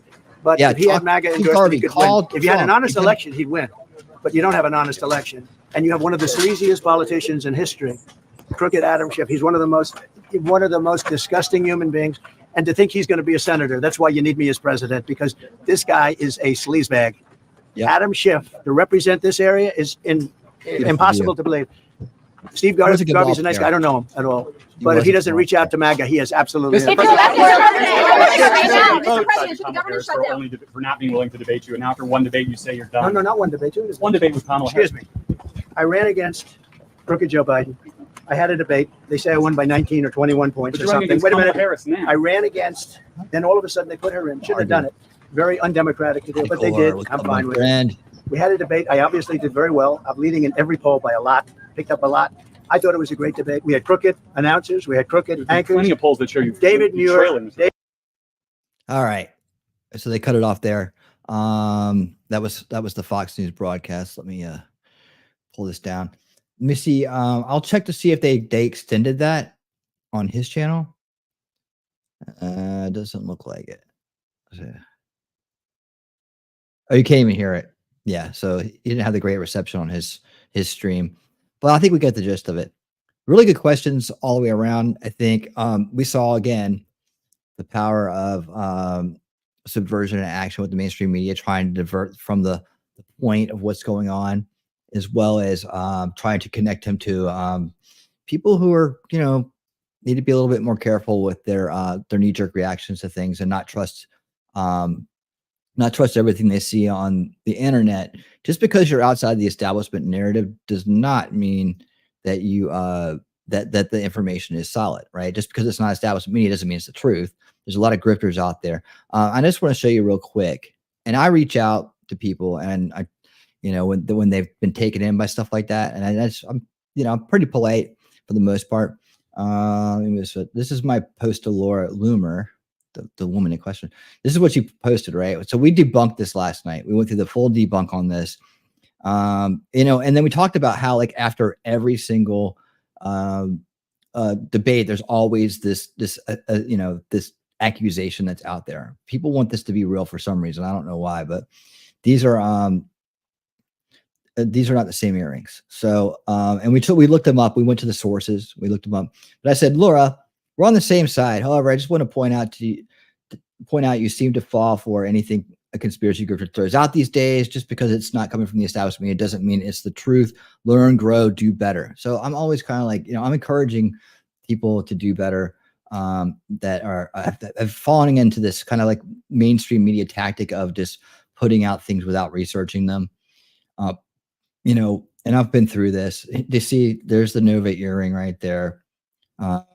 Get a good look at it. It's much different from this. You can tell the difference just by looking at it. So I went over that in detail last night. So I just don't want to rehash that, but we've been through it. And see, like some people are still trying to believe it. And I just think that people just want their bias confirmed because they've they jumped the shark and said it too fast, right? And you got to be humble enough to back and go back and say, you know, I made a mistake. I've done it. If I make a mistake, I go back and say, you know what, I need to correct this, and ask my crowd. I do it every time, right? And I don't make many mistakes, but I do. When I do, I feel guilt for doing it because people trust me to deliver the truth to them, right? I have a responsibility as a creator to deliver the truth to you, right? And not to mislead you, because some people rely on me for their takes, and I'm like, I don't, you know, I take that responsibility seriously, and I will never betray the trust you put in me. I promise you that. That's why we had the most base crowd in the scene, and that's why we believe to ride the wave and never jump the shark. Memento Mori. And they're speaking of base awesome people in the crowd. There is Memento Mori right there. And we all welcome Tom Baldwin to the crew tonight, man. Tom, thank you so much for jumping in here and speaking with us and subscribing, man. It really does mean a lot. Thank you so much for your support. I hope to see you around. I do 5 streams a week, and they're all really cool. And you'll see a lot of these same faces in the crowd right here in here. So get to know them. They're great people, and we'd like to get to know you as well. All right. So yeah, this is stuff here. The Kiffness put out this. We might see that Saturday night. Yeah. And Elon did this. He put this out there today. Let's see. What's this? Hold on. Oh yeah. What did I do here? What, that looks like scammer Gary Lamb. It does. It does look like Gary Lamb. Look at that. Oh my God, this is disgusting. What is happening in this world? Defiant Ellis, that great post there. This is great, guys. I got to show you this one. If you haven't seen this one yet, we did a lot of debunking last night of and fact checking of Kamala Harris's BS from the debates. But I want to show you this real time debunking by deployed military. Well, I will tell you, I agreed with President Biden's decision to pull out of Afghanistan. 4 presidents said they would, and Joe Biden did. And as a result, America's taxpayers are not paying the $300 million a day we were paying for that endless war. Check it out. And as of today, there is not one member of the United States military who is in active duty in a combat zone in any war zone around the world. The first time this century. What? But let's understand. So where the fuck are we right now? Oh, that's so good. That is so good. Talking about busted. Yeah, way to win the military ever. Way to win the military ever. Jesus. Oh man, Soros-based prosecutors. These are all things you can find on my front page on my X profile. That's a look at that grizzled picture. That's awesome. AI does some good stuff these days, man. It's especially the Trump stuff with the kittens and the ducks. I love it. This looks so good. It looks so good. Is there anything else on here I wanted to show you? Let's see. Space and a little bit of current events. SpaceX did the spacewalk furthest from Earth in over 50 years. Pretty cool, Elon. Pretty cool. All right. Anything else on here? Yeah, look at that picture. I love that picture. It's one of my most favorite thumbnails now. And I've made a lot of them. Yeah. Okay. So we've covered all that. So, all right, cool. We're down here a few days back. Let me go ahead and move this over here. All right. We're going to get into our election 2024 coverage. I had a few things left over from last night, not a whole bunch. I'm going to keep this one tonight. Definitely under 3 hours. So we're, usually winning 2024 because there's so much news, so much to talk about, so many things to be aware of. We do election rig watch. So I'm keeping an eye out for all the rigging around the country they're trying to do. I report on that. We keep it base, man, and we keep up to date, and we're usually ahead of the curve on a lot of things. I know people say that, but I think that's really, we really are. Because like I said, I just don't jump at the first net that people post, right? I go out there and really research things. I've been doing this for 2 decades. I was part of the Ron Paul revolution, and I've been going against the establishment since I figured out that the whole game was rigged. The false left days of the false left right paradigm, and so on. And we accomplished our goal of putting a anti-establishment candidate in charge of the GOP so that we could destroy the false left paradigm and destroy the illusion of choice that we were born into. And we've done that, and you can see the results. So as soon as we did that, all of the rhinos and all the neocons went running back to the left as fast as possible, as I had predicted. If Ron Paul had gotten in, I said that's what was going to happen. And sure enough, once Donald Trump came along with the missing the few of the missing elements we needed to win this war, this battle in the war. We took it over, and sure enough, that's exactly what the first thing that happened. And then you see that the whole world changed in the fact that it's real choice now, because people aren't just okay with going back and forth, right? The establishment cranked up the volume and said, this is war. Hate the people on the other side now. Before it's like, okay, well, you can disagree, because they didn't care, because whoever they got in, they knew was controlled by the higher ups, right? They knew that it was a false choice. And that's what Donald Trump did better than anybody else. Like we've never seen. He exposed it, and now we see what they do when they have real competition, real resistance to their tyranny.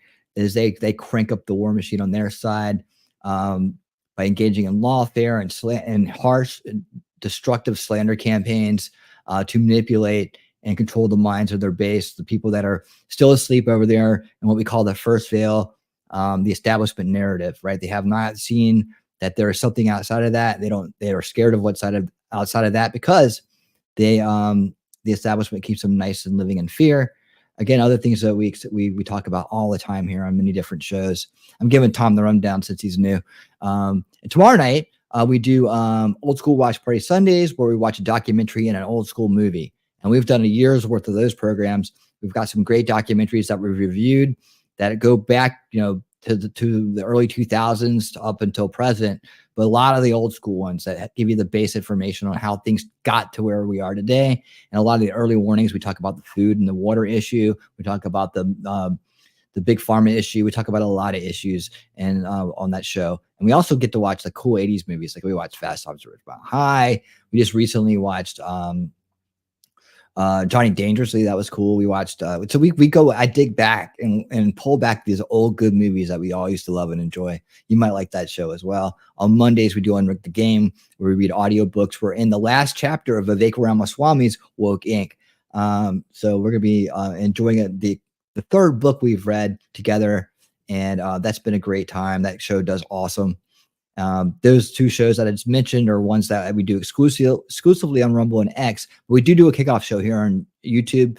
So even people who may not want to watch those shows or listen to the book still come here and hang out and talk before we jump over to those two platforms exclusively. And then, of course, Winning 2024 is the dominant show right now. I'm on 2 times a week, sometimes 3, like this week. And so we're covering this accelerating, exciting time leading up to the election. And we're going to be covering, hopefully they're still going to do the vice presidential debate. That's in October. But man, the news is just flying out. I expect new stuff every week. We got tons of content to go through. So we're going to get into some of that right now. And I do a Saturday night show, which is our laid back, chill show. Winning Saturday night, good news of the week, funny videos. We just have a good old time. So that's a real chill stream. We have a lot of fun with that. And I try to find some really good, uplifting, lighthearted stuff for that night to get our spirits all high energy, high elevation, whatever you want to call it, to get our spirits up. And we have a good time doing that. So Unveiling Reality is my one of my shows I do sporadically now, but it was once the flagship show of the channel. It still will be again one day, I'm sure. But that's just all about let's talk about the first veil and mind control, how it works, how we're born into a narrative and how we escape it and what happens when we escape it, all the things that exist in these different veils of perception that are out there, and how we're going to tear down those veils of perceptions with a concept I call solution culture. And that is building solutions for the future that are going to last and that will remove the enablement for the corruption and the abuse in our society, which enables that global ownership class to keep dominating us generation after generation. So I hope you'll check all those out. I got playlists galore on YouTube and on Rumble. And if you want to get to know me better, you can check out all those different topics that I covered. So thank you for being here, Tom. And by the way, and also, let me just say thank you for being here, Madcore, my good friend from Australia. And when Madcore comes in and I remember it and we have time, I do it. You got a light, buddy? Yeah, sure, kid. There you go. And your wallet. Give him your wallet. What for? He's got a knife. That's not a knife. That's a knife.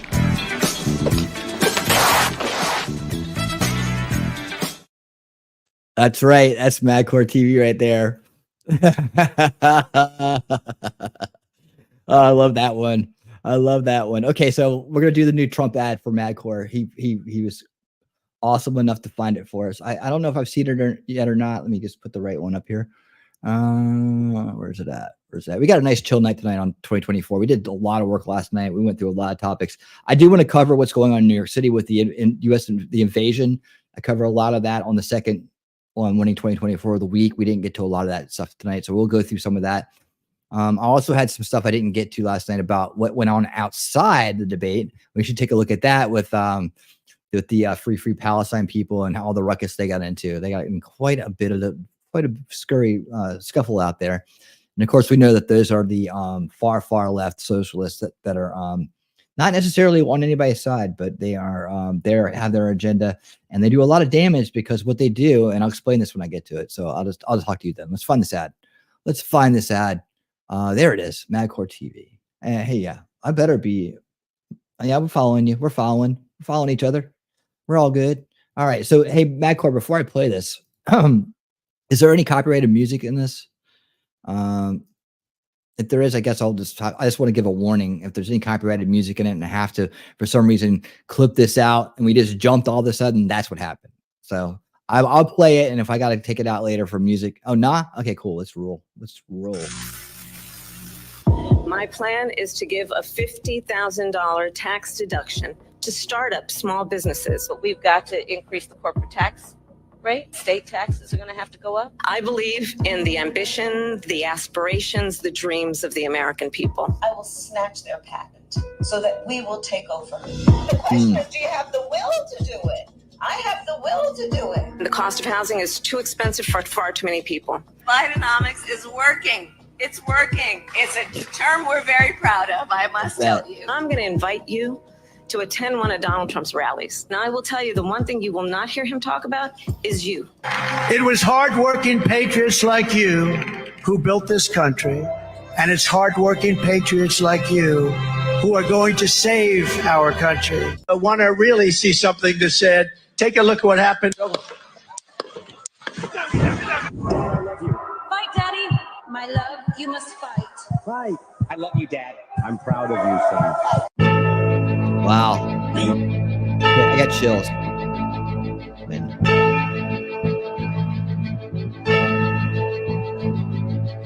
I will not ban fracking. I'm in favor of banning fracking. It has to be legislation. But yes, and this is something I've taken on in California. I have a history of working on this issue. When it came to the Proud Boys, a militia, the former president said, stand back and stand by. But you have to go home now. We have to have peace. These dictators and autocrats are rooting for you to be president again. Name a favorite candidate. It used to be Joe Biden. Support Ms. Harris. So that is what we are going to do. What I do offer is a new generation of leadership for our country. One who believes in what is possible. One who brings a sense of optimism. We all sing happy tunes and sing Merry Christmas and wish each other Merry Christmas. How dare we speak Merry Christmas? How dare we? Tim Walz and I are both gun owners. We're not taking anybody's guns away, so stop with the continuous lying about this stuff. We have to have a buyback program, and I support a mandatory buyback program. Belittling and name-calling. Let's turn the page. Don't you find some of their stuff to just be plain weird? Oh, that's awesome. That is awesome. I love it. That was very cool. Thank you, Madcore. Thank you for bringing that to our attention. Man, that was great. That was phenomenal. I'm speechless. That was really, really good, man. Yeah, everybody share that one out. You know, let me see. What do we have? Let's put Madcore. I'm going to share yours out right now. Hold on. I'm going to put a hot on it, and I'm going to share it out right now. And it's on his page. It belongs to someone else had put it out there, but let's get Madcore's X account up there. Here we go. Hey, Mimsy. Hi, Mimsy. I saw you. I see you.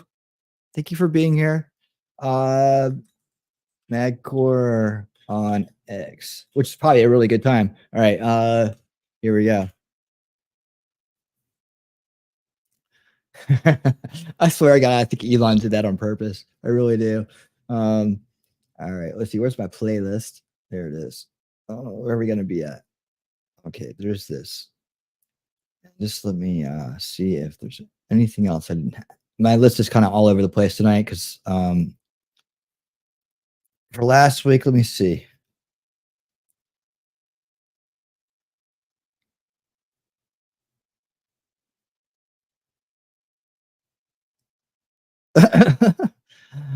Man, he's got some good stuff. If you want to know what's going on in New York City, Cash Jordan is the dude, man. I mean, I swear to God, I didn't know what to think of him at first, but I'm like, man, now that I've been watching this stuff, I mean, this guy's good.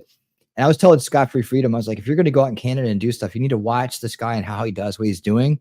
Because, like, if you're going to do on the ground reporting about any particular thing, I love his style. I think his style is awesome. So let me go ahead and pull this one up. They're short, 15 minutes. You know, we play things a little fast here so we can get through more material. So let me just crank this up to 125 and check it out. I think the crowd here is like really starting to dig the Cash Jordan content as well. So here we go. Let me pull this up here and we'll get moving. Check out this madness. Shoplifting is becoming all too common in the 5 boroughs. Supermarkets have become one of the hardest hit stores, and one local chain is now taking matters into their own hands, beefing up their security. So a particular grocery store chain has a problem at one of its locations, and it's located down the block from one of the largest shelters for asylum seekers in New York. But while some blame shelter residents for the increase in crime, others say the real issue is our city doesn't care if grocery stores get robbed and hasn't for a long time. Yeah, you see how he does that? I mean, I almost want to break down. I almost want to do like real media analysis on his techniques. But you saw how he put these clips together. He's got a phone and he's got a really high tech camera, like a real good camera. Like the pictures are crisp, they're in focus, and they're well lit. And he gets these different angles. So watch as he goes along and how he does this and how he puts together like a man on the street type video. He's really good at what he does. A community in Brooklyn tonight coming together asking for help. They say migrant shelters in their neighborhood are leading to violence and bringing in dangerous gang members. Store managers say some of the most common items being See that stolen shot? You see that shot? How he's just coming off of there? Like, this is stuff I like to learn in school. Violence and bringing in dangerous gang members. Store managers say, look at that shot, right? You know, you got the focus on this and you got the background. He just looks for interesting shots that tell the story as you're listening to what he's saying. Really good technique. If anybody out there is interested in doing this type of stuff, this will help your channel blow up. Like just little things like this. Like just find this little tiny camera angle like that, man, and it looks awesome when you put it together. some of the most common items being stolen are everything from laundry detergent to meats, even ice cream. We've seen it at pharmacies. So much stuff under lock and key, all in effort to fight the shoplifting epidemic. And scenes like these. But now supermarkets are embracing the anti-shoplifting campaign. We are here today because there is an attempt to put our neighborhood back 30 years in time. Shoplifting is bad. It's terrible. Coffee, cheese, shrimp, nothing is safe. Those in attendance tonight say they aren't opposed to housing migrants in their neighborhood, just not thousands in a span of 2 blocks. You are mass warehousing nearly 4,000 migrants in one city block across 2 shelters. There is now a real concern among business owners that shoplifting will skyrocket and become 10 times worse.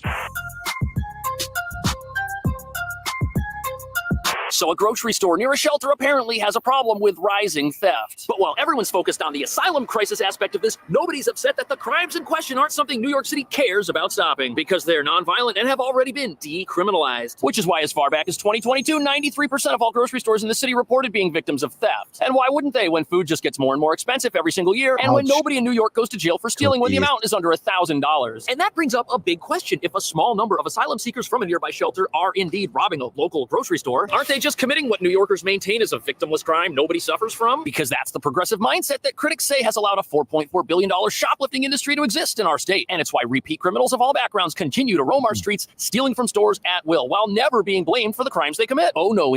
So yeah, that's one thing too. I think when Trump was talking earlier tonight, this is more of the story that I don't think he's getting. And it's not just the fact that, the justice system is corrupt in New York City. It's the stuff like Cash is covering about how the shoplifting epidemic and the asylum issue, the asylum crisis, he calls it. He coined that term, right? How that is pushing crime up, and that's how and that's pushing people out of the cities. Rents going up because stores are closing. See, the way it works in New York City is you have stores on the bottom, right? And you have apartments on the top, right? And those stores on the bottom help keep the rent lower because that's, they're leasing that to a store, right? And so as the stores close up, the rent has to go up to compensate for the landlord's loss, or else the landlord will have to, he won't be able to afford the building anymore. So the cost of shoplifting is passed on to the renters that way in New York. That's how it works in like New York City, right? Instead, they're viewed as victims of society who deserve unlimited second chances by our justice system, which is why it makes sense that we've got more products locked up on our shelves than we have thieves in jail. And that brings us to the real reason why there seem to be rising levels of theft at stores near shelters in our city. These areas have all experienced recent population growth. And since our city doesn't punish theft, any population increase is going to come with an increase in criminals who commit crime. Doesn't even matter where they're from. This means we're going to have shoplifting increases everywhere as our population grows. It just might be happening faster in neighborhoods that have shelters versus those that don't. Yet for months, residents have been complaining about the size of this particular shelter. It's one of the largest in town, and residents say there are just too many people living there. It's overwhelming neighborhood resources and leading to violence. On top of that, multiple local businesses complain that the entire neighborhood now feels unsafe. And if the grocery store there ends up shutting down, people in that neighborhood will not have another affordable option.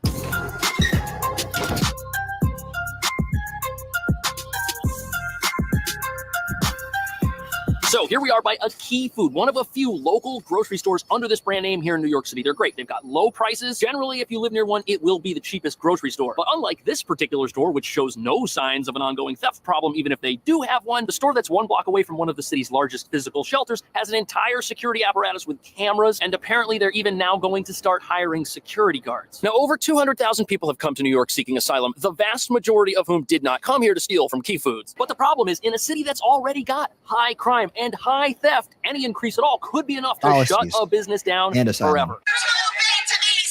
Residents of Clinton Hill, Brooklyn, taking to the streets Tuesday evening, demanding the closure of this migrant shelter at 47 Hall Street, where more than 3,000 are being housed. They say the neighborhood is plagued with violence, and it all stems from the shelter. I mean, dude, I swear to God, sometimes I think we see this so much, we get desensitized. This is freaking incredible. What in the world's going on? I mean, sometimes it just dawns on me that how bizarre it is. This is what is going on, and this is what we're looking at, and this is the way our world's working right now, because people have agendas to destroy this country, right? And they play this altruistic game like they're doing some good for some people, when really, look at the condition that these people are in. They're in a bad situation in another place, but getting paid to be in a bad situation. And meanwhile, the people that live here, the people who built this country, who bled for this country generationally, after generation, right, are the ones suffering, right? And like most people don't even realize this stuff is going on. They're just sitting there in their first veil, blinders on, establishment narrative, living their life, thinking that, the greatest thing in the world is Kamala laughing at Trump. I mean, because, orange man bad because, news tells me to.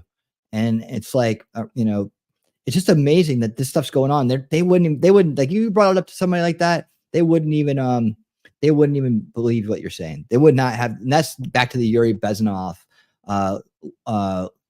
education right there. That they're so subverted, right? That even if you dump drive a dump truck full of proof up and dump it at their feet, they would not see it. They would deny it.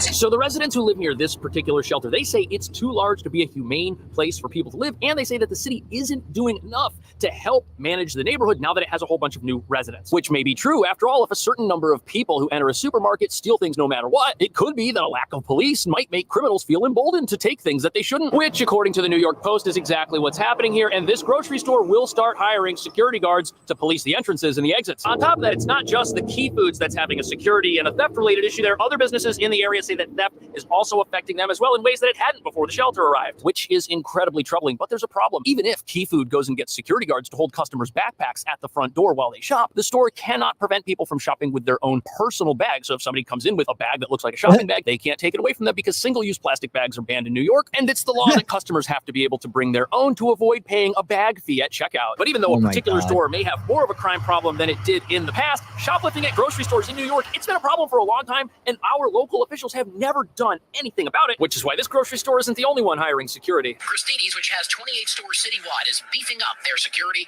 in the hopes of cracking down on shoplifters. Store managers say some of the most common items being stolen are everything from laundry detergent to meats, even ice cream. I came here 10 years ago. So other stores in town, they've got shoplifting issues too, and it's not just people stealing things to eat. They're stealing things to resell. And unfortunately, even grocery stores that sell something as perishable as ice cream, which melts, and some parts of town, they have a theft problem because what gets stolen from here won't melt by the time it gets resold at a little bodega, kind of like this one. The same goes for items like detergent that some criminals will steal and then bring directly to local laundromats and try to sell to people inside using the machines. Nonetheless, a recent investigation says that asylum seekers have been caught stealing from this particular grocery store, some still wearing their lanyards that let them in and out of the city's shelter systems. Apparently, they steal things like beverages, deli meats, toothpaste, shampoo, and I'm not entirely sure this is part of some sophisticated retail theft operation, even though those definitely exist in New York and have been documented. Instead, it looks more like people are just committing a crime of opportunity, which other businesses say is happening as well. And now you've got residents of the area calling for the shelter to either be shut down or reduced to just 10%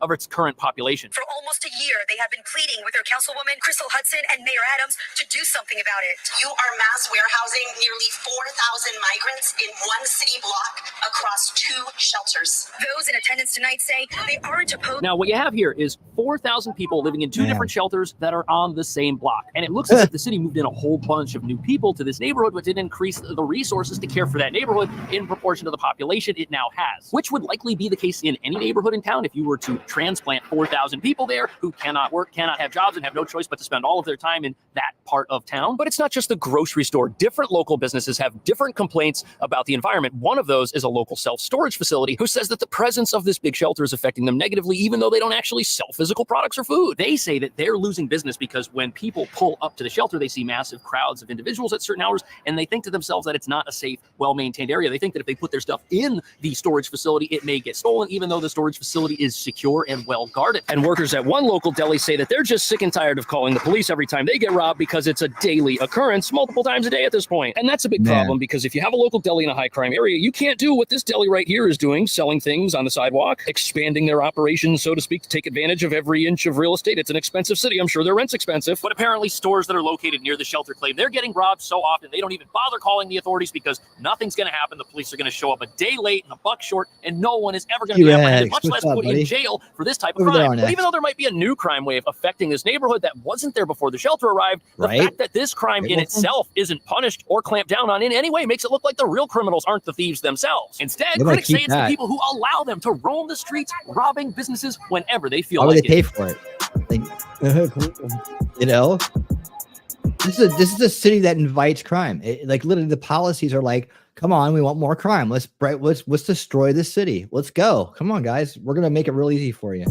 So here we are at our local police precinct. And the police, they're not the criminals. It's their job to stop them. But every time they do, an entire system kicks in to make sure those crooks get right back out on the street, which is why rampant theft is a problem pretty much everywhere in this town. Chairman and CEO of Christie's and D'Agostino Supermarkets, John Katsimatidis, blames bail reform for the increase in crime, saying criminals have no fear of getting caught. Three strikes and you're out? Not going to happen. At what point do you throw the key away?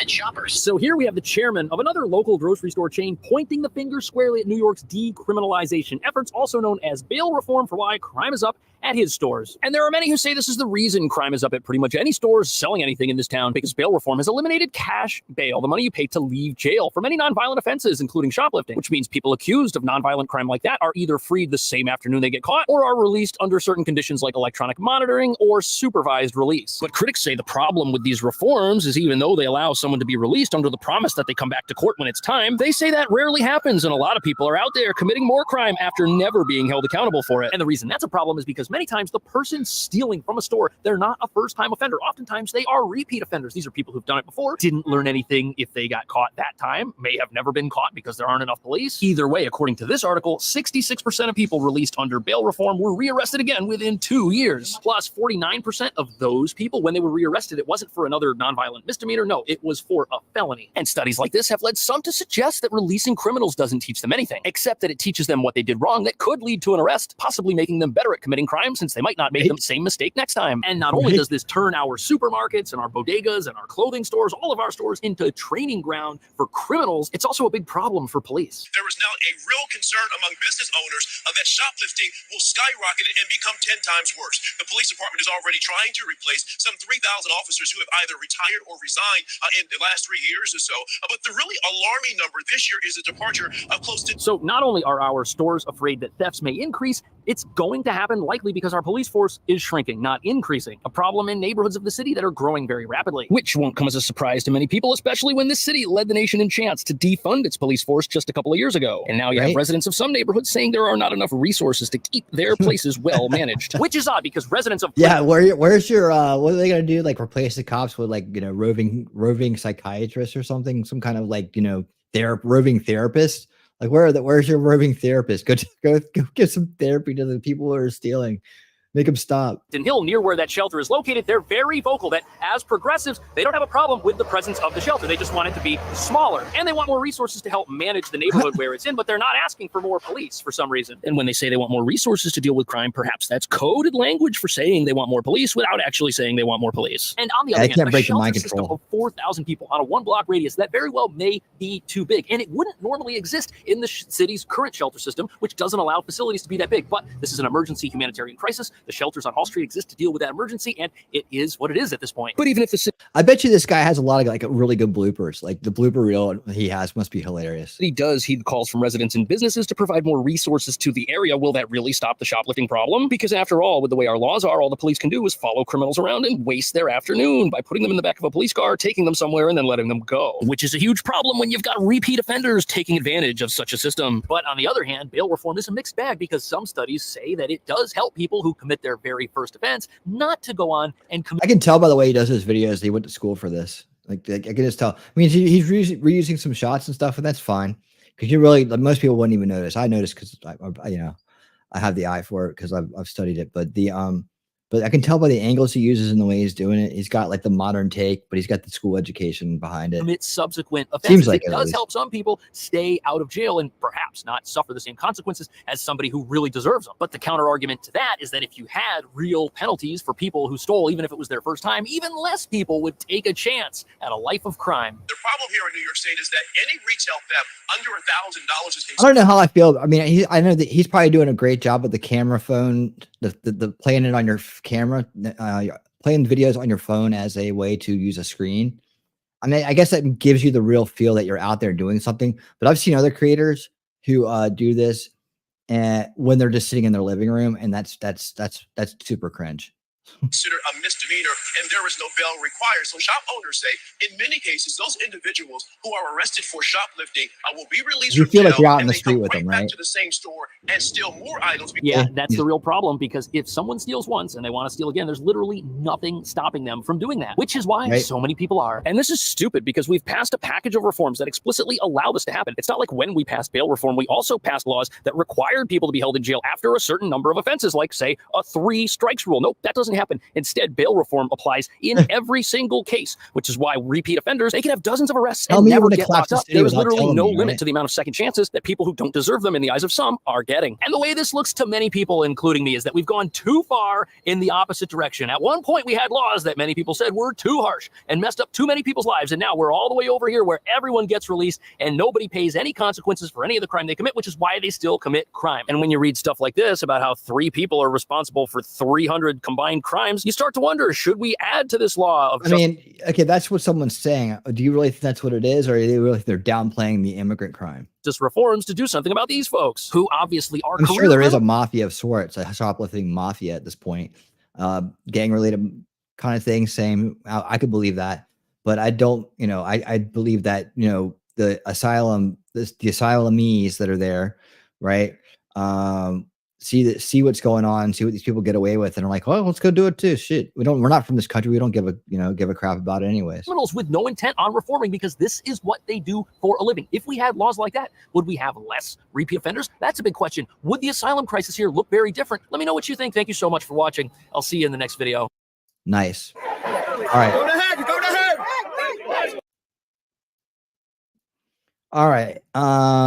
Let's see. So that's update on New York City. It's falling apart. I did just find I'll tell you what, I'm gonna go ahead and do this now. And I did find another thing. This just came out. Let me refresh this page. Yeah, do this. You there? Okay, here we go. Go ahead. Go ahead. Hold on. I think you guys can hear that. Sorry. Where's the new one? Oh. All right. Give me 1 second, guys. Trump's going live in Las Vegas at 10. It's 10. You guys want to go watch it? Who wants to go watch it? Let me know. And let me know. Let me know. You guys want to watch it? Let me know. Quick as you can. All right, so I got to go back to the playlist.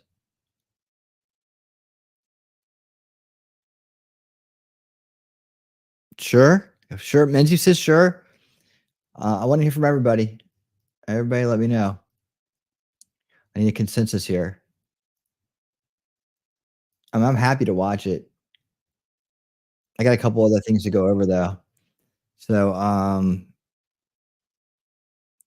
mean, I imagine we're going to hear a lot of the same stuff we've heard recently about the debate, what we heard at the press conference today. I mean, I have other things we can watch here.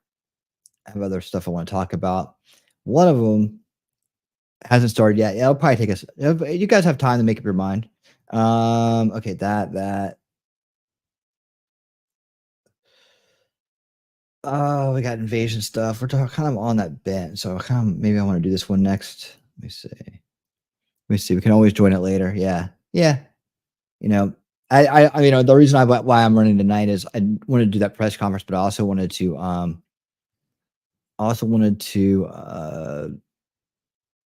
talk about get the rest of the articles and the rest of the content that I have from last night in, because like I said, Tuesday night we did the debate because that was the biggest thing going.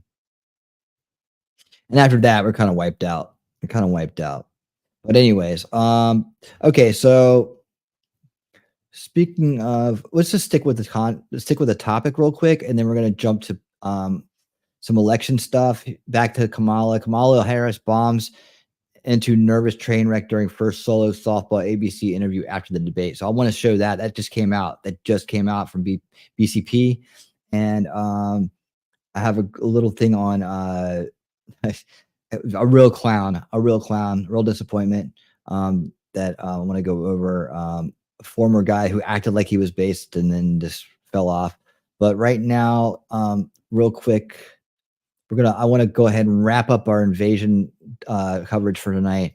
A little bit more about what's going on in Ohio. You know, where people are in Springfield, Ohio in general, people are living in fear. I've never seen T-Rex so scared in my life. But we are here we go. A little bit more about what's going on with the Springfield, Ohio Haitian invader. Earlier today, Ohio Attorney General David Yost. Are the Haitian? This is what I don't know yet. I haven't found out yet. We're gonna find out in this video. Who sent them there? Right? Are these border crossers, or are these people that literally they took out of Haiti and brought here? Because Haiti's in bad. Look, I said this last night. I'm gonna reiterate it. Haiti's in a bad place, right? And it's literally our fault. Like, I take the blame for it, even though it was the Clintons who did it. But it's our country, and we've allowed it to stand the way it stood for this long. Nobody has gone after the Clintons for the way they did the screw job on Haiti, the Haitian screw job.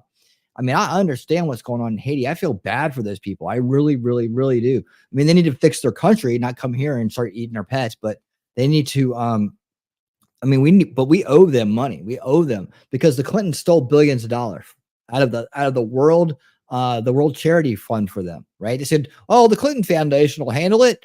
We'll take care of that $1 billion for you, right? And they took it and they just gave it to their friends. They gave it to relatives. They gave it to everybody. They didn't give it to the Haitian people. And if you look at what Haiti looks like today, it's bad, dude. I mean, it is bad. Literally rivers of trash flowing through the street. I mean, I'm talking like you go to the garbage dump, you see that amount of trash. That's what's in the streets flowing down a river. And these people are starving. I mean, it's really it's a seriously bad situation because they've been in crisis since that hurricane hit them, right? And then the Clintons the whole world gave them billions of dollars to fix it. It would have been fixed. The people would have been back on their feet by now, but the Clintons stole it and nobody did anything about it because the corrupt establishment has been in power and they've been covering for them. And they'd be like, oh, no, it's all fine. It's all fine. This was a big talking point in 2016 when Hillary was running. It was a big talking point. And again, we've forgotten about it. We really owe them. We owe them $1 billion. Honestly, we let two criminals that represent our government steal the money through a foundation. We need to take the Clinton Foundation. We need to take every single dime out of it and give it to Haiti. And I tell you, like I said last night, Haitians hate the Clintons. They hate the Clintons. Like these people are probably more likely to vote Republican than Democrat because they hate the Clintons that much. They hate them that much. So I think we need to, Haitians to me are different than what's going on with the Venezuelan. If they're border crossers, then fine, I get it. But if they're just brought here because their country sucks, and like literally it's our fault, I kind of feel this is one of those areas that I'm kind of like, well, I don't agree with you dumping them in Ohio, a big group of them in a small town. You need to, if they're here for asylum, they need to go to the asylum places, right? They need to go and go through all that mess there because that's what they're there for, right? I guess. But at least they're not in the middle of a very poor town called Springfield, Ohio. Announced that he has ordered his office to research legal ways to stop the government from sending an unlimited number of migrants to Ohio communities. So here to discuss is Jack Posobiec, senior editor of Human Events, and of course, Matthew Peterson, the editor-in-chief of Blaze News. So Jack, let's just start with this. Like, right, how big of a problem is this in Ohio on the ground right now? Well, it's a massive problem. Again, you're talking about disparities of scale here, where a town of only 60,000 people is then given and really seen an importation, its influx from the federal and state government, bringing in 20,000 Haitians who, and by the way, this wasn't done overnight. This wasn't done under the cover of darkness. These people were brought in by the feds. The state government totally backstopped the entire thing. Governor Mike DeWine and his wife, who has this very interesting, I guess, fascination with Haiti. She's constantly talking about it. They have a school down there that they named after their daughter. This really deep, intense connection between the DeWines and Haiti for some reason, 1,600 miles away in the heartland of Ohio. And that's interesting that Jack doesn't know the history of Haiti and why the people might have some heartstrings for those people. Maybe I'll drop him a tweet. And you also see, for years, they prepared the way, paving it for the way for the society. So using community organizers and healthcare workers and social workers, and even I was digging up tweets the other day from the school superintendent there in Springfield talking about his efforts to bring more Haitians into the community. This is 2-3 years ago. And actually, when I started bringing up the tweets today, he first locked his Twitter account, then he deleted that tweet. I believe as just because you have a spot for Haiti and you realize that the Clintons screwed him over doesn't mean you should bring them to your small town in massive droves. Like that's not going to make up for their country. You need to, the solution isn't to bring them here. The solution is to fix their country, give them the freaking money that they're owed in their country, right? So they can clean up the trash and they can, man, there's, I mean, I should go back to 2016 and look up the stuff I was doing then. But there were billionaires that were flying food in on their own private jets because the Clintons had screwed them over. I mean, honestly, this isn't, if Jack doesn't know it, I'm surprised that he hadn't done more research on it. The solution is not to bring him here. All right. First of all, let's get that straight. It's definitely not, as you can tell, it's definitely not the solution. But we do owe them. I feel like we do kind of owe them a debt. Or what we should do is at least take the Clinton Foundation's, all of their money, all the billions and billions and billions of dollars that Hillary thinks she's going to retire on, right? Or she's going to give to Chelsea and then she's going to become some tyrant. No, we take all that money away because you guys lost that. You lost that money when you screwed over an entire country and the world gave you billions of dollars to go fix the problem and you didn't do it. So it's a weird situation. All right. Bear with me, but I happen to have a little bit more information on it. I have a different perspective on it. Bottom line, they shouldn't be in Ohio. Bringing them there is the wrong thing to do, even if you think you're doing the right thing. Right now, he's deleted his entire Twitter account, all because we were highlighting the work that he's done over the past 2 years to prepare the citizens and the town folk. And this is just one town, by the way. It's just one example of a town that has been completely terraformed with migrants via the federal government. And oh, by the way, guess who paid for it? All of us did through federal tax dollars. People need to realize that. Yeah, instead of us paying for it through our tax dollars, again, I'm going to say it one more time and I'll stop. They should go get the money out of the Clinton Foundation and give Haiti that money. It should become the Haiti Foundation, right? That's what we need. That would be justice. That would be remedy. happening throughout the country. And this is just one example that has been turned up. But let's go into that example. I mean, there's two reasons for this possibly that we've chatted about. One is this is about punishing Trump supporters. This is targeting an area of the country where they know people support Donald Trump, and it's a sort of punishment for them. The other, and these are not mutually exclusive, which is what we've both seen over the years, is that whenever this seems like if they had some kind of soft spot for Haiti and they're just using their power to do this, that might be more of the Occam's razor explanation. Let's put it that way, to use that razor correctly. But you know, I heard T-Rex the other night saying that, you know, it could be to punish Ohio for going red. So I mean, could be. Happens in a specific location. Yeah, the libs will come on, the superintendent, they want them all to come, and it's all going to be great. But there's usually a corporate interest in the back of it, and these people are working as indentured servants somewhere, you know, in that community. So what we've discovered in digging into this is there's a Japanese auto parts manufacturer, there's a microchip hub, and there's a few processing plants, a few things like this. And essentially what's going on is they've created, and you might say, well, that's great. If all of these industries are coming in, well, why don't the people of Springfield just go work there? You have the 60,000. What do you need the migrants for? Here's how it works. The migrant refugee resettlement organizations create what's called something along the lines of a hidden job market. And the hidden job market means that when those, and the companies all know this is going on as well because they love it. Because when the companies hire migrants, you get money, subsidies from the federal government in form of tax breaks or even in the form sometimes direct payments from the federal government because, that's called an incentive. That's called an incentive.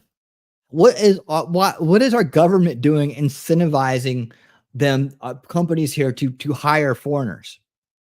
That's like reverse outsourcing. What the? Oh, you help the refugees. That's why you see them hanging up refugees welcome. That's why you see all that. There's a huge map of Haiti up in one of these things where they can talk about where everybody's from. And Mike DeWine is so excited about it. Again, it's all backed up by federal money. And I'm from Trash Mountain. I'm from Needle Alley. The hidden job market because they'll go to those recruiters. So you're talking about like, you know, how come I didn't see this on, you know, Indeed.com or, you know, one of those just job placements sites, and because they won't put it there, they'll go directly to the refugee resettlement organizations. In many cases, you'll see places like Catholic Charities, Lutheran Charities will do this as well. And they'll say, oh, we have these jobs coming up. So they'll work with their private recruiters to make sure that it's migrants who get those jobs. So why? The federal dollars can flow in behind. We know Kamala Harris is, of course, going to be a fan of this. And she previously has bragged about the program that has brought billions of Haitians to the U.S. Let's take a listen. That is why, also, starting with our administration, is that the same damn earrings? We gave TPS, temporary protected status, to Haitian migrants, 55,000. And then more recently, we extended temporary protected status to over 100,000 Haitian migrants for that very reason, that they need support, they need protection. Jack, they just need support. They need protection. Right. So 100,000 Haitians. And keep in mind, this is all predicated on the assassination of the Haitian president back in 2021, where he got knocked off by a couple of US-backed Colombian mercenaries. And the United States is totally behind the government of Colombia. He gets knocked off by the Colombian mercenaries. Again, they killed the president of Haiti. So Haiti spirals into chaos. You get gang warfare. You get cannibal gang warfare with this guy Barbecue, prisons that are being totally let out. And then all of a sudden they say, oh, this is a terrible crisis. Whatever are we to do? Well, we'll welcome them up here. We'll bring them in here absolutely en masse. Yeah. So when I say 20,000, that's just in the town of Springfield, Ohio. She's talking about it, extending these protections out to 100,000 for other Haitians. And they want to continue it because it's a multifaceted operation. So the business owners who donate to Republicans get the cheap labor. This is the Mike DeWine types. Then, of course, the Democrats get the voters. Once eventually, we know they're all going to have voting status because the SAVE Act isn't on the books yet. So they're going to be voting at some point. And where are they being sent? Where are they being sent? They're being sent not only to Trump-supporting counties, but states that could nominally swing for the Democrats if they were repopulated with more and more migrants. We know predominantly vote blue. So what would you do then? Well, you'd send them to the Trumpiest states in order to. Yeah, this is where I feel like Jack kind of like needs some help, right? I don't think Haitians are going to vote for Democrats. I don't know. Maybe they're reprogramming their minds, right? They'll be like, okay, yeah, but you don't want Trump. He's worse than Clinton. I don't know, man. I don't know. In 2016, dude, the Haitians were out. They're not the ones that are here legally. They were out in force against Clinton, man. So I think they may be screwing that up, man. They may be screwing that up. I mean, that's like people just don't. They've forgotten about the damn hurricane. They've forgotten about the Clinton Foundation screwing over these people. Try to reshape the election field to better your presidential chances. Let's talk about the explosion of news on this, or should I say memes, in the last 24 hours. I don't know what you're talking about. I don't make memes. I heard those could be misinformation. That's true. Misinformation and disinformation was the top point at Davos this year. Sometimes I share them to warn people. How about that? Right, and you do this too. What I'll do, yes, if I encounter one that is just so horrific, I'll post it so that other people know that it's out there, so they'll look out for it, so they'll know not to post it themselves. So what has happened is an explosion of memes with Donald Trump being the rescuer of the pets of Springfield, because there are reports and there are people in the town talking about these migrants. I just thought about something. Yeah, the town's called Springfield. Where the Simpsons memes. Yeah. We gotta get the Simpsons involved in this. We need Bart and Lisa fighting, saving the cat. So, and they have a cat, right? And the dog is the same as little helper. Oh yeah. I mean, there's symbol two. I'm gonna get on Grok right. Anyway, we have to. Oh my God, who's gonna do it? Who's gonna do it? Somebody's got to do it. He just said it. I thought about the fact that it was Springfield and it was The Simpsons a long time ago, but I didn't think about the dog and the cat. Someone's gonna do the Simpsons meme. You guys wait. It's gonna happen. To talk about this because you see a lot of people talking about what the residents of the town are talking about, which is that pets and other animals, right, have been killed. Maybe a cat eaten even by someone. Dude, what if the Simpsons did it? Right. Well, and it wasn't, by the way, Ohio, the media saying, oh, well, the police say we don't have records. Police have any records. So Jack Posobiec and Matt Peterson, JD Vance made it all up and said, no. We didn't start this. The townspeople went and told you this, what was going on. That's what I want to ask you about, because what I see happening here. You're here, man. You saw the videos. I showed the townspeople talking about it. Is a classic situation in which they're trying to get out in front of something that they know is very dangerous to them. And we were just talking about this. You were just talking about this before we went on air. I mean, talk about that to our audience, because it's clearly happening right now. I mean, just lay out how this is going to go down. And Bill just mentioned, of course, that when they declare something misinformation, what you will get then is the social media fact check. And the purpose of a social media fact check, whether it's from Pointer or factcheck.org or Lead Stories with Alan Duke, one of the who loves taking his Chinese communist money from TikTok, what they will do then is every time you make one of those videos, if the fact check is out there, every time you post one of those videos, you clip one of them, you want to put it on your social media, oh, boom, it gets hit with a fact check. So Instagram takes it down, TikTok takes it down, Twitter through the community notes does typically still allow things to spread, but Facebook and all the other. Maybe it was an earthquake. I'll have to look back up. I know it was I usually say natural disaster because I can't remember which one it was, but it was enough to mess the country up forever, man. So that's all that mattered to me. It has been a while since I thought about others. They will, what it does, it doesn't get it deleted necessarily, but it will stop the spread of these images and it will stop the spread of the video. So you can have a video of a local, and by the way, we saw this at East Palestine. We saw this, of course, throughout COVID in 2020, that someone could be telling you that this happened to my family. We went to the doctors and my kid came back and he was like this, or we went and this is how COVID affected me, or this is how something else affected me in 2020. And so East Palestine, we're getting these smells from the river. We're getting these smells from the train derailment that was then exploded again, which by the way, also Mike DeWine. And so it was declared misinformation. The EPA came in, the FDA came in, the NTSB came in. But what was great, though, was people held the line in East Palestine. And that's what we need to do again here. And say, no, these people are telling you the truth. They know what's going on. And then East Palestine, Ohio, by the way. Actually turned into a meme because they kept saying the water is safe. You remember this? They kept saying the water is safe. And then so when the EPA officials would come in, they would scoop up some water from the river and walk up to them and say, have a drink then. So go ahead and have a drink. Here you go. Why don't you try it? And the fact that they wouldn't is how you know the government's lying to you. But of course, right, you're also seeing the weaponization of misinformation to create censorship of stories that would be damaging politically to the face of the regime. Now, Jack, real quick, because I know you have to go. I was able to go see you speak in Fort Worth over the weekend. And one of the things that has stuck with me from listening to you was your push. It's 8 weeks. Yes. Until the election. There is so much to be done. This is the biggest 8 weeks basically of our lives. So I would love just to hear you real quick before you have to go. Just look, biggest 8 weeks of our lives. She said it right. Make sure you come check out Winning 2024. 2 to 3 times a week, evidently. Our audience on there's the importance of this time. There's a lot of things going on right now, and there's always going to be different stories happening. There's going to be different arguments online, and are we going to talk about some historical debate about, I have this thing, and I'm in this camp, and I'm in that camp, or somebody makes a post, and you have to do your hot takes. And I get it that sort of people live in the hot take economy now, and so you go, are your stocks going up, your stocks going down, whatever. Fine, like I get all that. But we have an election in 8 weeks, and an election that could determine the actual trajectory of Western civilization. And if you are not on the line, traveling around the country, or in my capacity, I'm very blessed. I have the ability to travel, and so I'm coming to Texas. I'm going up to Pennsylvania tomorrow for the debate. But I'm going to be going out there, making sure I register voters, making sure I get people to do early balloting. We're going to be doing a series of events. We're even doing trainings. We're doing all sorts of stuff as much as possible in order to. I'm doing one of them on the phone, like on the way to the airport. People are working, man. Just because you need to get active, and that's all I'm saying. You need to get active, whether it's locally, whether it's in a swing state that's nearby. And by the way, so many of the organizations out there. Chase the Vote, PHAs, or Turning Point Action, or Scott Pressler, Early Vote Action, they have the ability for whatever state you're in. You can call in or text in to swing states and actually see if people have put in their ballots yet and done all of this. And so, yeah, we can have these academic debates. I love them. Like I'm very guilty of all of this. But unless you're actually turning it into something that helps in the election, then you're kind of just wasting time with distractions. Because again, yes, exactly, dude. There's a lot of people that are. He's making a great point right here about how we need to focus on what's important right now, and all these other conspiracy grifts that are out there, all these other bullshit, man. Look, even if you're bought into that shit like hook, line, and sinker, set it aside for just 8 weeks. Just try it and you'll feel better. But just set it aside and focus on the issues. Focus on getting us across the finish line. We are the anti-establishment because we are against the corrupt establishment that wants to rule over us, right? We have to be together. We have to be unified right now. All this conspiracy grifting going on and with our big name voices out there, is ridiculous, man. I mean, everybody needs to sit down the freaking stuff and just focus on the election stuff, focus on the issues, the points, the immigration issue, the things that'll wake people up on the other side for real and won't scare them away. You know, like, okay, you're nuts. I don't, you know, and to start arguments. Just get into the real meat of the issues right now. Get out there, be vocal, take a risk. You know, take a risk. And when I say take a risk with people, you know, that, you know, you might be worried about, oh, if I say something, everybody's going to hate me. I might lose all my friends. Take a risk.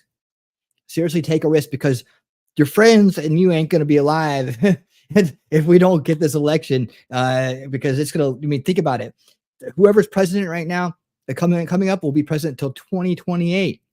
That's 2 years away from the completion of Agenda 2030. We have to stop that in the next 4 years, or else, right? I mean, there has to be actions against that. And I'm going to be guessing that once he gets in and gets going, that action is going to start about 2 years in.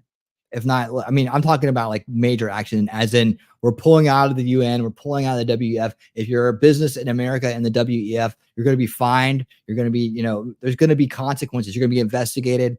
Like, there's going to be criminal. That's the only way to take care of this monster at the gate, right?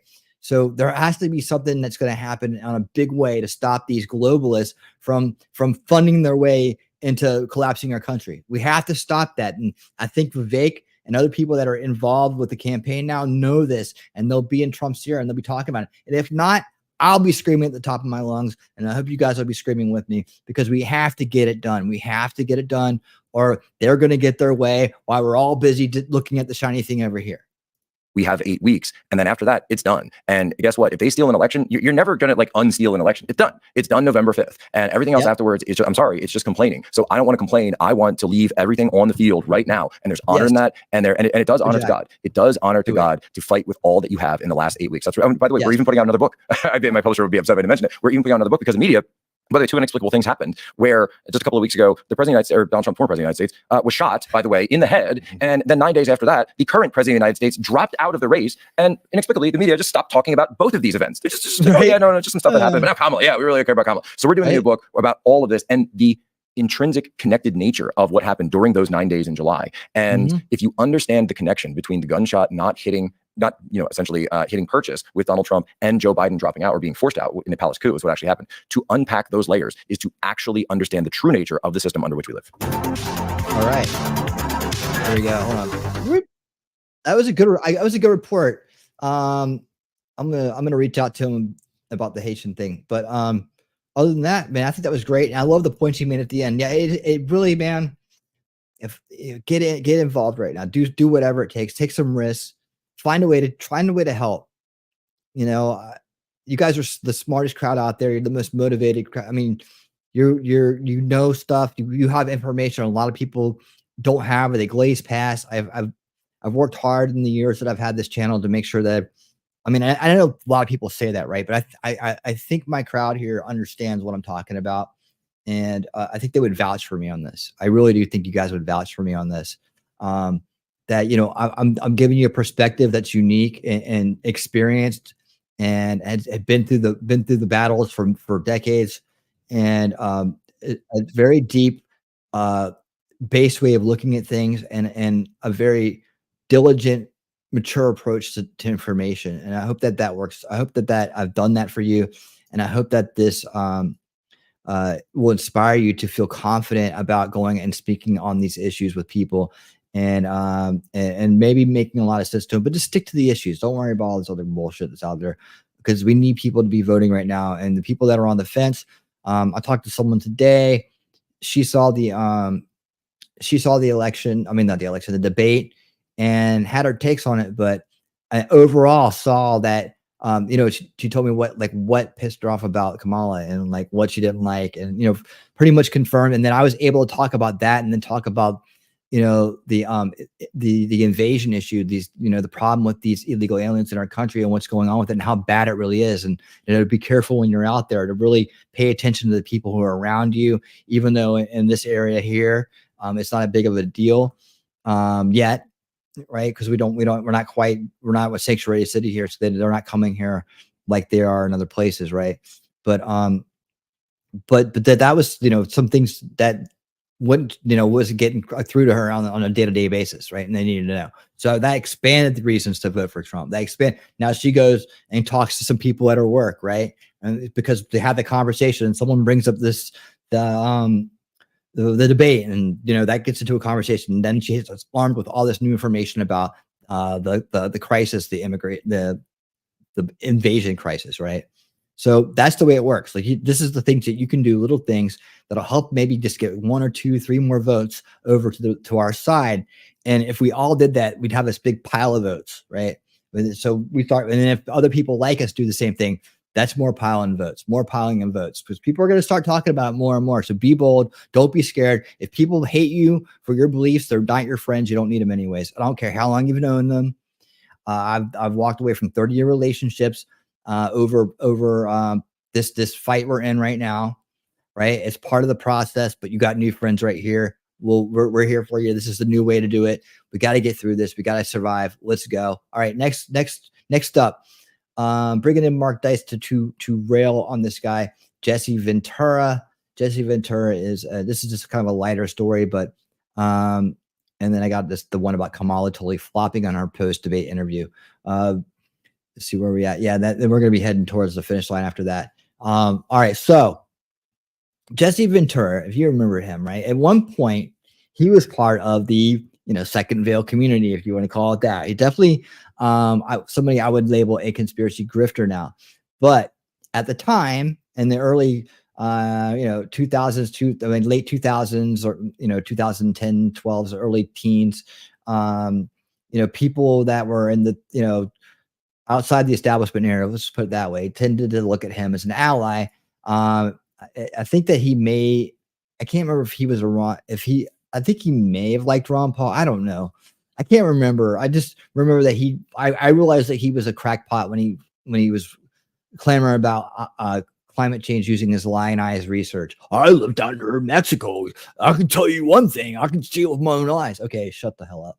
And I never thought his shows were that genuine, right? Now, Mark was even on one of his shows. Alex Jones on his shows. He brought in a lot of different people. I don't consider Mark a conspiracy grifter at all. I think he's a pretty based media analyst. He has his takes. I have my takes, but for the most part, that's why I bring him up, and I'm not scared to play him. I've known his work for a long time. I've read his books.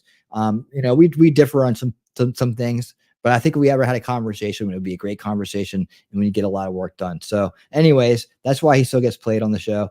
Even though some people may think this or that about him, I happen to like him. So, and he does great reports. He's great. He's a great media analyst, right? He really is, give or take. Jesse Ventura, former professional wrestler turned actor who would later become the governor of Minnesota, running as an independent, who then went on to disturb the mainstream media by asking questions that you're not supposed to ask about what really happened on September 11th back in 2001, who then went on to host Conspiracy Theory with Jesse Ventura on True TV cable channel for 3 seasons from 2009 to 2012. One episode, by the way, featured yours truly, has made his presidential endorsement after dedicating decades of his life to expose. Yeah, but guess what he was talking about on that episode, though? He's talking about Operation Mockingbird. That's his favorite topic. The government corruption and going deep down rabbit holes, various conspiracy theories. Surely the only presidential candidate. I'm just asking questions. He never got answers. That makes any sense for him to endorse would be Donald Trump, right? Oh, wait, what's this? A few years ago. And so many of the things that were on his shows have been debunked. I mean, he's such a grifter, man. I mean, he's such a grifter. So many, like at the Denver airport stuff, like that's all been debunked. All that shit's been debunked, man. And people like him were like some of the, I would say maybe a really earlier mainstream conspiracy grifter, like really grifting off of it. Maybe from his WWE career, he was still playing it. He was still acting the entire time. He's been acting the entire time. That's just, the veil is down on you, Jesse. And the fact of the matter is there's no Jesse Ventura wrestling highlights out there because you weren't really a good wrestler. Got the opportunity to see the United States elect its first black president. I didn't think that could ever happen. And they even reelected him. Well, I mean, come on, dude. Now I'm going to be selfish again. I've only got a few elections to go. I'm 73 years old now, so the window's closing. I want to be alive to see the first woman president of the United States of America and the first woman commander in chief, and we've got her right now. Yeah, and you're a selfish son of a bitch, and now the veil's down. So at 73, instead of just keeping your mouth shut and sailing off into the sunset, right? You've now outed yourself as an extremely selfish person. I mean, what a selfish son of a bitch. I mean, one, to go out there and grift off people's fears, right? and make money and make a big TV show and put lots of money in your pocket, right? Then to grift off of your personal desires. I want to see a woman. You don't care whether she's complete dog food, dog water, or whatever you want the kids to say these days, right? You don't care if she's going to destroy the country because you're going to die anyways, right? Huh? I mean, what a fucking loser, dude.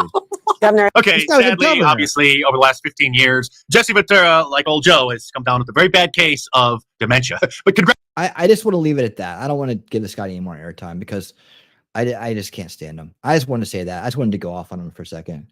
I mean, what a fucking loser, man. We're past 2 hours. I can curse now. All right. There we go. Now here's a guy that's really based. And how are you feeling about Pennsylvania? I am feeling very good about Pennsylvania because there are a lot of people in Pennsylvania who deserve to be seen and heard. That's why I'm here in Johnstown, and I will be continuing to travel around tonight. Well. So I bet you guys have not heard about Kamala Harris doing her first solo interview over a month into her campaign for president, okay, because she's been hiding.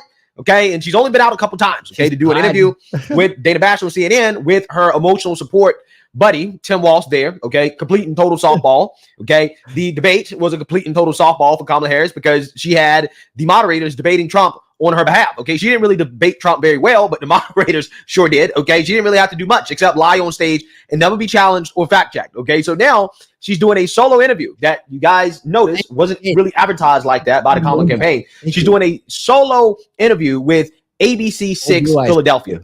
I'm not sure what's up with Kamala Harris and ABC, right? Maybe she has some exclusive deal with ABC, but we're going to react to this full interview because this is the first time we've seen Kamala Harris in the big boy seat, right? Where she is taking interviews all by herself. She doesn't have somebody in that she can buzz in to give her the answers, okay? She has to stand on her own 2 feet, okay? And I'm going to go ahead and show you guys some of the comments here because she's getting absolutely roasted, okay? This guy says, this is why she doesn't do any interviews. The robot is stuck in a loop. We already know your middle class story. You told it twice during the debate. Doesn't actually answer what she'll specifically do to help the middle class. Doesn't actually explain her policy views are different than Joe Biden. Doesn't explain how she will appeal to Trump voters. What the F is she talking about? Yeah, so you guys can already see she's getting toasted. Getting absolutely toasted for this 11-minute interview. So without further ado, let's go ahead and get into it. Okay. Okay, wonderful. Good. Awesome. Madam Vice President, pleasure to meet you. Thanks for your time today. Our audience appreciates your time as well. Of course. As you know, we're sitting here in a state and arguably in front of an audience that 54 days from now could decide the outcome of this presidential election. Yeah. You hear it more than I do. People want to know more about you and about your specific plans. At the debate the other night, you talked about creating an opportunity economy. I wonder if we can drill down on that a little bit. When we talk about bringing down prices and making life more affordable for people, what are 1 or 2 specific things you have in mind for that? Well, I'll start with this. I grew up a middle-class kid. My mother raised my sister and me. She worked very hard. She was able to finally save up enough money to buy our first house when I was a teenager. I grew up in a community of hardworking people, you know, construction workers and nurses and teachers. And I try to explain to some people who may not have had the same experience, you know, but a lot of people will relate to this. You know, I grew up in a neighborhood of folks who were very proud of their lawn, you know, and and I was raised to believe and to know that all people deserve dignity. Wow. So you can see what she's doing here. She's filibustering, right? She's basically trying not to answer the question. And this woman is so fake. She's so mindless, right? There's nothing authentic about this person. And the reason why you know is because she literally used these exact same talking points, this exact same story during the debate in order to dodge that question about the economy. The first question of the debate. Country. Vice President Harris, you and President Trump were elected 4 years ago, and your opponent on the stage here tonight often asks his supporters, are you better off than you were 4 years ago? When it comes to the economy, do you believe Americans are better off than they were 4 years ago? So I was raised as a middle-class kid, and I am actually... Dude, right there, that was scripted. Like, you know, that was scripted. Like, because she didn't come back to it, but that whole... This is supposed to be our opening remarks, right? So, I mean, not her, you know, right here, right? The only person on this stage who has a plan that is about lifting up the middle class and working people of America. I believe in the ambition, the aspirations, the dreams of the American people. And that is why I imagine and have actually a plan to build what I call an opportunity economy. Yeah, so clearly she wants you to know that she grew up as a middle-class kid. Okay, this is what she says quite a bit, okay, when asked questions in order to dodge. But she's very nervous, right? She really is lacking self-confidence. And you can see that throughout this interview. It's very obvious. And that we as Americans have a beautiful character. You know, we have ambitions and aspirations and dreams, but not everyone necessarily has access to the resources that can help them fuel those dreams and ambitions. So when I talk about building an opportunity economy, it is very much with the mind of investing in the ambitions and aspirations and the incredible work ethic of the American people, and creating opportunity for people, for example, to start a small business. My mother, worked long hours, and our neighbor helped raise us. We used to call her, I still call her our second mother. She was a small business owner. I love our small business owners. I learned who they are from my childhood, and she was a community leader. She hired locally. She mentored. Okay, well, this type of filibustering, I understand his ABC News guy. He's a local guy, right? And he really probably doesn't want to lose his job, right? This is a big opportunity. He's interviewing the vice president of the United States. She's running for president. But you have to cut her off and say, okay, you're giving us the why, right? I understand the why, but give us the what, okay? And probably most importantly, the how, okay? We all understand the why. That's what Kamala is saying. Is she's giving the why. She's filibustering the answer with the why. But what we're actually looking for is the what, okay? What are you going to do? And probably most importantly, how are you going to do it? He definitely... Yeah, this is what that sounds Y'all like. cigars get understand. Yeah. Should interrupt her here and say, you're not answering the question, okay? Because this is not what I asked you at all. Our small businesses are so much a part of the fabric of our communities, not to mention, really, I think, the backbone of America's economy.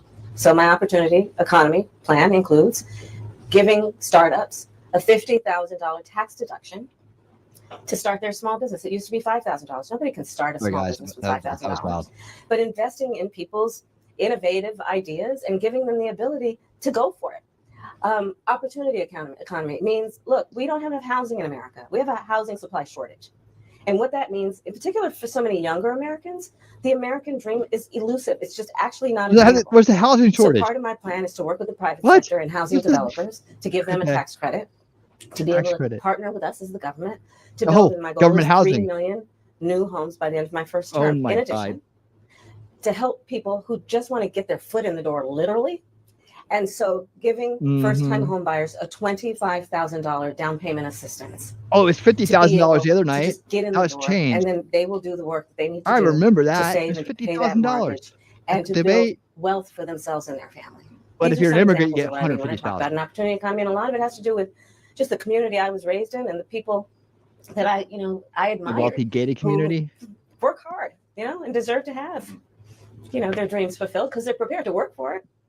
Yeah. So basically what she's saying is that I'm just going to hand out a bunch of money, right? Here's the thing, right? Here's the difference between what Kamala Harris and Trump are proposing, right? First and foremost, we have a proven track record that under Trump's economic policies, this country will do well, right? Kamala Harris is promising a bunch of things that sound nice, but are probably not good. Okay. Like, for example, giving people money to buy homes, which will likely make the problem worse. Okay. But the major difference really is that Kamala is promising more handouts, right? Trump is saying, listen, if you work, you get paid more. Like, for example, when it comes to no tax on tips, which Kamala stole, I have no problem with no tax on tips because basically I like to incentivize work. If people do a good job, okay, if you're a good waitress, waiter, bartender, whatever, and somebody wants to give you a nice tip, hey, I think you earned it. I think you should keep your money. I would never advocate for regular middle-class people to have to pay more in taxes, especially when you're talking about taxing hard work.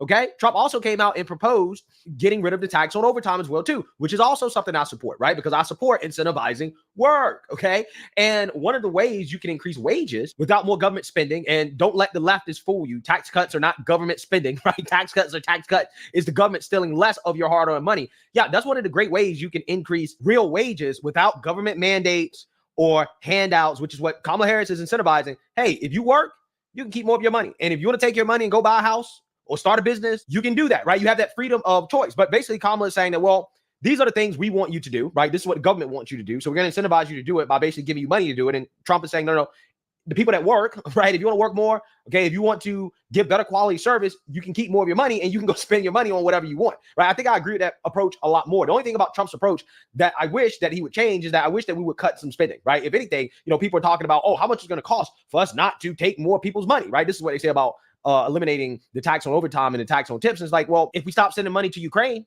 and all of these conflicts overseas, that's paid for. Okay, it's $250 billion over 10 years. I think the politicians plan to send a lot more than $250 billion in Ukraine over the next 10 years, right? I'm pretty sure they plan to spend a whole lot more than that, right? I think they're going to spend at least $1 trillion, okay? Don't be fooled, right? We're in Ukraine for over $1 trillion, okay? Don't let the politicians fool you. So we stop sending money to Ukraine. Yeah, we can pay for the tax cuts, which is the way that, you know, the left likes to frame it, right? You got to pay for the tax cuts, okay? This is what they say. But the easy answer is, yeah, we won't be fighting a war in Ukraine anymore, right? So therefore, we can pay for all this, okay? We can pay for that. Talk at the debate and at previous appearances about turning the page on the past. And in fact, here today in Johnstown, you're talking about a new way forward. Yeah. I think some people have a question, given maybe your current role as Vice President of the United States, how different you are from Joe Biden. And so I wonder if there are one or two spots, policy areas or approaches where you would say, I'm a different person. Well, I'm obviously not Joe Biden. And the same line with the exact same tone that she used with Trump, right, during the debate. You know, I offer a new generation of leadership. And so, for example, thinking about developing and creating an opportunity economy where it's about investing in areas that really need a lot of work and maybe focusing on, again, the aspirations and the dreams, but also just recognizing that at this moment in time, some of the stuff we could take for granted years ago, we can't take for granted anymore. For example, another plan that I have that is a new approach is to expand the child tax credit to $6,000 for young families for the first year of their child's life, because that is obviously a very critical stage of development of a child. And a lot of young parents need the help to buy a car seat or a crib or clothes for their kids. And so my approach is about new ideas, new policies that are directed at the current moment. And also, to be very honest with you, my focus is very much in what we need to do over the next 10, 20 years to catch up to the 21st century around, again, capacity, but also challenges. Yeah, right. What she's talking about there is handing us over to the UN and WEF. That's what she's talking about. What? This guy's face says it always. Like, what the hell? It's like, oh what my did she God. just say? Basically, what she says that, well, I'm younger, right? I'm younger. She didn't really point out any real differences between her and Biden. She's just saying that, well, I want to focus more on an opportunity economy. Okay, so what was Build Back Better, right? What was that? That was not an opportunity economy. Like, what was that? Again, the problem here is that she's not saying anything, right? She's not really saying directly what separates you from Joe Biden. See, the easy thing that she could do, but they don't want to do this because they're trying to thread a needle here. They don't want to throw Joe Biden on the bus or everything that they did. But all she has to do is just admit that, hey, these are some of the things that we didn't do correctly, or we didn't do the way that we should have got it done. Or this is what I've learned as vice president about the things that we've done and the direction that we need to go in, right? If she just admits that, hey, we made some mistakes, these answers would be more believable. These will be better answers for her, right? But again, she's not trying to give a direct answer. She's trying to dance around the question, okay, and give some concept of an answer, so to speak, right? But she's not trying to answer any question directly. Crime and public safety are two major issues right at the forefront of voters' minds in Philadelphia as well, where crime is a significant issue. When we talk about crime, the conversation turns to gun safety as well. And I think you actually probably caught a lot of people off guard, maybe a bit by surprise in the debate the other night when you mentioned that you are a gun owner. I know you said it in 2019 as well. Bro, who believes that? Come on. Does anybody believe that Kamala Harris is a gun owner? That's a line that was given to her by Tim Walz or somebody on her team to say that in order to try to be more relatable to some of the people out in the Midwest. That's all that was. I mean, does anybody really believe that? Seriously. I want to talk about your values on this issue. When it comes to gun ownership, where do you draw the line in America on gun ownership and gun use? Well, like you said, Brian, I am a gun owner, and Tim Walz, my running mate, is also a gun owner. We're not taking anybody's guns away. I support the Second Amendment, and I support reasonable gun safety laws. Part of my approach to this is I was a career prosecutor for most of my career. I have personally prosecuted homicide cases. I have personally looked at autopsies. I have personally seen what assault weapons do to the human body. Okay, define assault weapon. She can't. And so I feel very strong. If you use a weapon to assault somebody, it's an assault weapon. I guess a knife can be an assault weapon too. Strongly that it is consistent with the Second Amendment and your right to own a gun to also say we need an assault weapons ban. They're literally tools of war. God. Yo, this is wild. This is so wild. This is a woman that claims that she's a gun owner, which she's not. Okay, I mean, come on. First of all, I mean, she has people around her with guns. It's not assault rifles. Second of all, it is definitely inconsistent to say we want to ban your ability to carry modern sporting rifles. This is what they really mean by assault rifles. But we want to ban your ability to have rifles.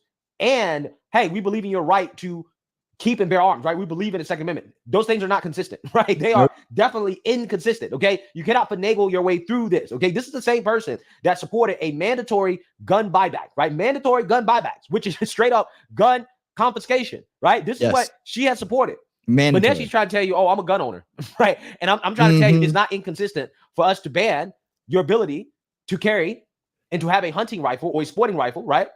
It's not inconsistent for us to Somebody ask her what kind of gun she has. ban that, while at the same time saying that we believe in your Second Amendment rights, when apparently you don't. A great follow-up question would be, okay, well, what type of firearm do you own, Kamala? See, man, me and Greg think alike, dude. Get it, Greg. Any so-called assault rifles? Any assault weapons, Kamala? Do you own any? Please elaborate. They were literally designed to kill a lot of human beings quickly. I say we need universal background checks. The majority of NRA members support that.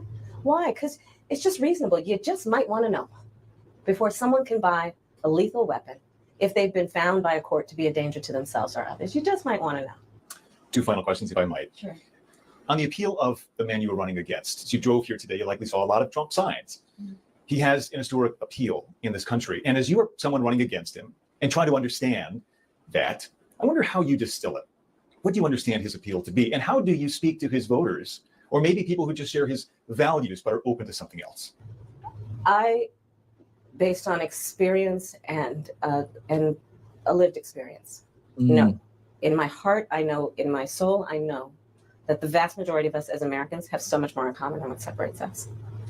And I also that is such a believe that's a line they steal from our side, really. that I am accurate.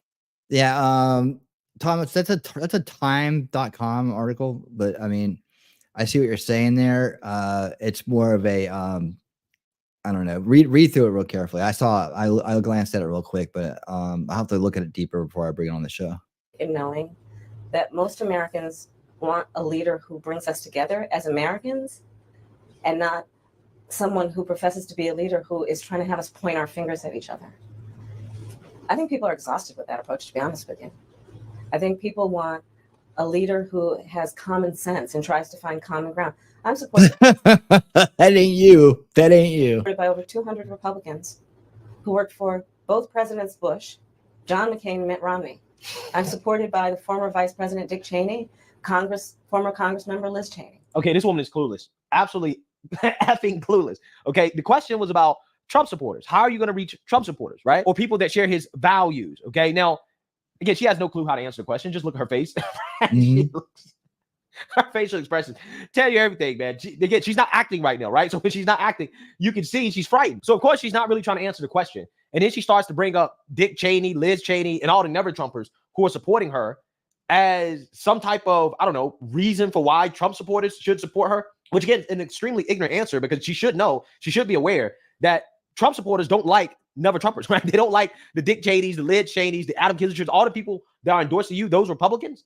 They're not Trump supporters, right? So they don't really share the same values. Why are you bringing them up as an example? This is actually the worst answer that you could give if you're trying to answer the question of how you're going to get Trump supporters to vote for you. But see, in her mind, she might not want Trump supporters to vote for her, right? She may just be trying to get the never Trumpers or whatever, right? But again, you don't bring up Adam Kinzinger and Liz Cheney in response to a question about how are you going to win over Trump supporters. And I think people are more willing now, in light of the hate and division that we see coming out of Donald Trump, to say, hey, let's put country first. And I think that just makes us stronger and more healthy as a country. What, to put America first? Make America great again? You don't believe in that. You haven't done it for a lick since you've been in office. Look, we can all debate our differences around, yeah, just as long as you have the power, right? Various policies, but let's stop with the division. Like, enough of that. Let's bring everybody together. God. Yes, says the same person that did a campaign photo op in a spice shop that is an anti-Republican spice shop, right? But hey, let's stop the division, right? Let's just do away with all that, right? Again, notice how she didn't answer the question. God. But actions speak louder than words. Your actions do not show that you want any type of unity. You don't even know how to answer the question of how you're going to get Trump supporters to support you without basically saying that, well, people that disagree with me are hateful, right? They're bigots. Okay, this is what she's saying. Finally, as you introduce yourself to America in a new way, they've heard much of your story at the Democratic National Convention and in that debate earlier this week. If there's one thing that you wish Americans knew about who Kamala Harris is that you don't think they know yet, what would that be? I don't know. I mean, probably it's not very different from anybody watching right now. I love my family. One of my favorite things that I lately have not been able to do is Sunday family dinner. I love to cook. I haven't. Well, we're going to make sure you have plenty of time to do that. Okay. We're going to make sure you have plenty of time to do that. Incredible friends. My best friend from kindergarten is still my best friend. I mean, I have a career that really, and I said it the other day, you know, Look, she's got the earpiece mic in. It's like, look, it's the same damn earrings. She's wearing the same damn earrings. Is it?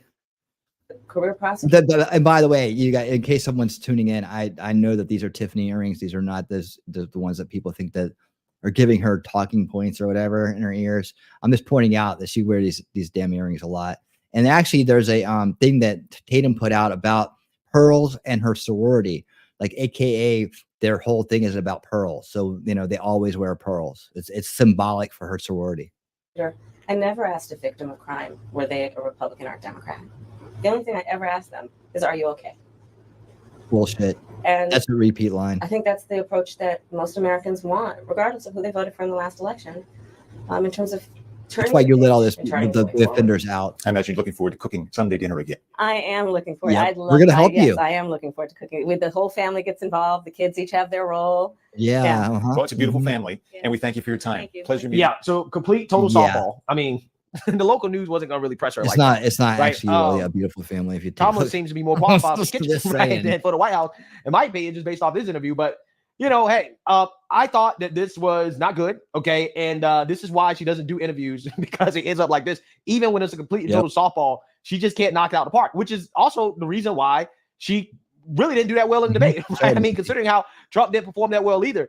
I'm not sure exactly why Kamala wants a second debate because she doesn't seem to have the ability to get that home run that she's looking for. This interview was terrible. Softball.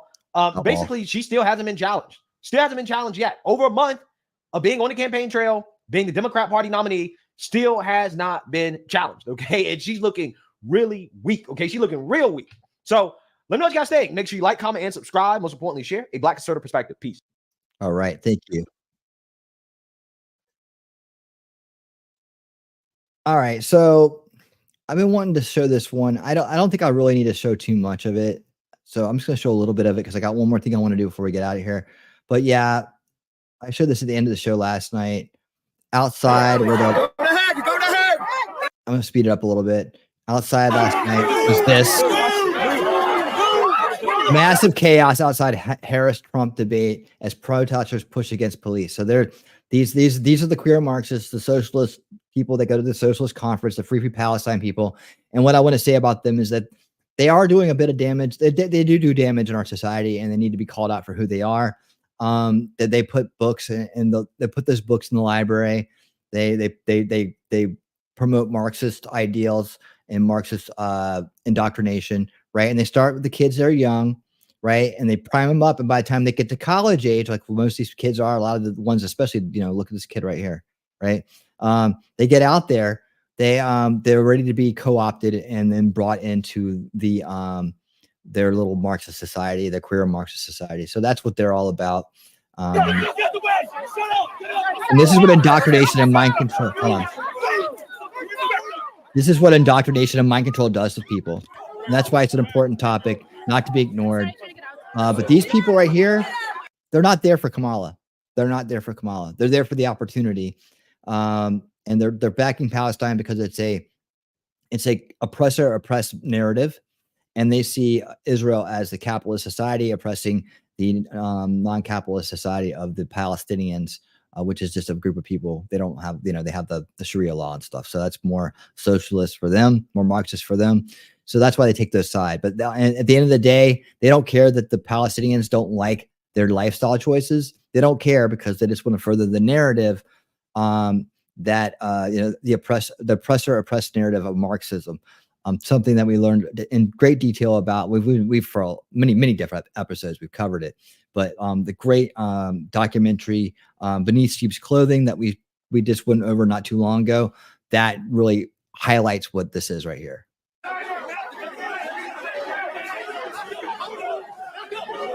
Good night, Memento. Thanks for coming by, man. I hope you feel better.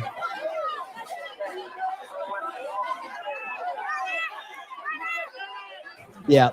This is the scene. We saw look how young these people are. We saw a lot of these people in that well, I haven't done the drill down. Look at this guy. Oh, this isn't satanic at all. What is this? What's this guy supposed to be? Oh, what's he supposed to be? Oh, look at me. Pay attention to me. I need attention. What an idiot. What an idiot. Yeah, this is what's going on outside. They weren't, but again, these people were not there for Kamala. So a lot of people confused the far. Look, they arrested him. A lot of people confuse the far left as being part of the Democratic establishment left.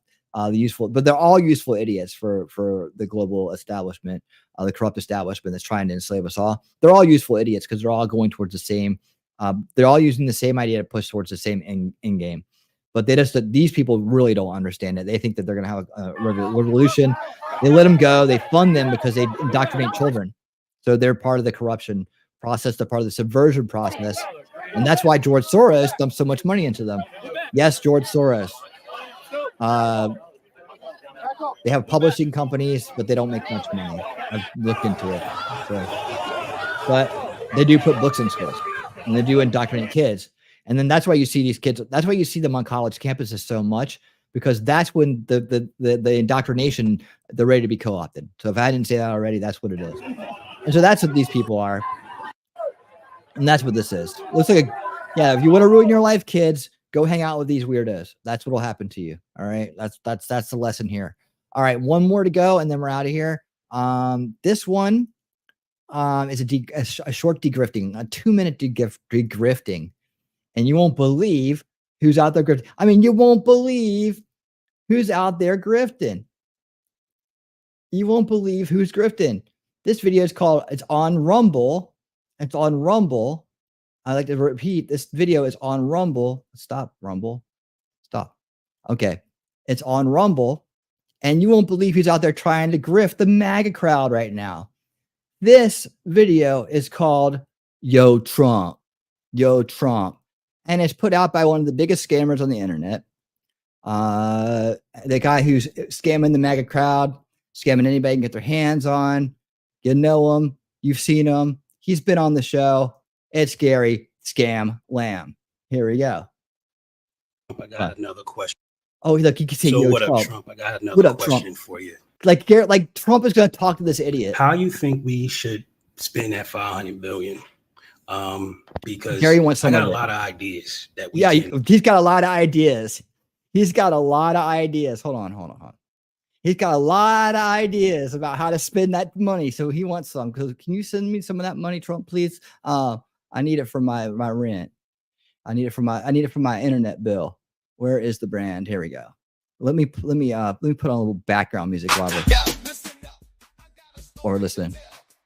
and actually start doing things with, but I just need to be funded. I need the right regulations. I need some protection. I'm gonna need a lawyer. I'm gonna need all this stuff because you need all kinds of stuff. I, as the American voter, want to do business with you. I mean, you might be a shark, but you might be the shark that I need to make this shit. Oh yeah, because you're desperate. Because what? You run out of people to scam? Seriously. Seriously? They don't care about us over there. They don't care about us. They replacing us with crooks and criminals and thieves and all kinds of stuff. They don't want our business. That's okay. But you, Bill Gates, You got the money. Send Gary some money. why don't we just take over? It's not like we can't do that. Why is he whispering? You're so weird. We got the skill. You're so weird. Why are you whispering? This is not just a black man saying this. This is an American. Oh, don't bring up. They're American. Acting crazy. They don't want to listen to us.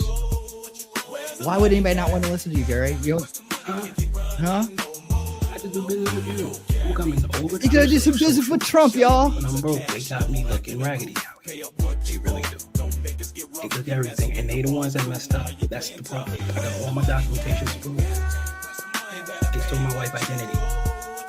And this is what happens because they messed money up. It wasn't protecting it. You see how they got the Secret Service looking? This is insane. They're messing up. Give Gary some money, And the men know how to fix this. Yeah, you don't know shit But the about men have fixing been nothing. working Why don't you so try dang fixing your hard life?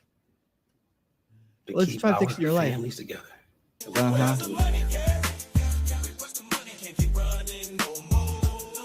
You won't stop. Okay? Uh-huh. I want to build the baddest concealed money. You want to look at dude? Oh my God, he totally reminds me of Josh on Demand right here. We're all gonna eat. We're all gonna feed. It's gonna be a feast. You know? I mean, oh my God, dude. He wants to build a casino now. Where's the money, Gary? Where's the money? Because if the world was monopoly, who would be born?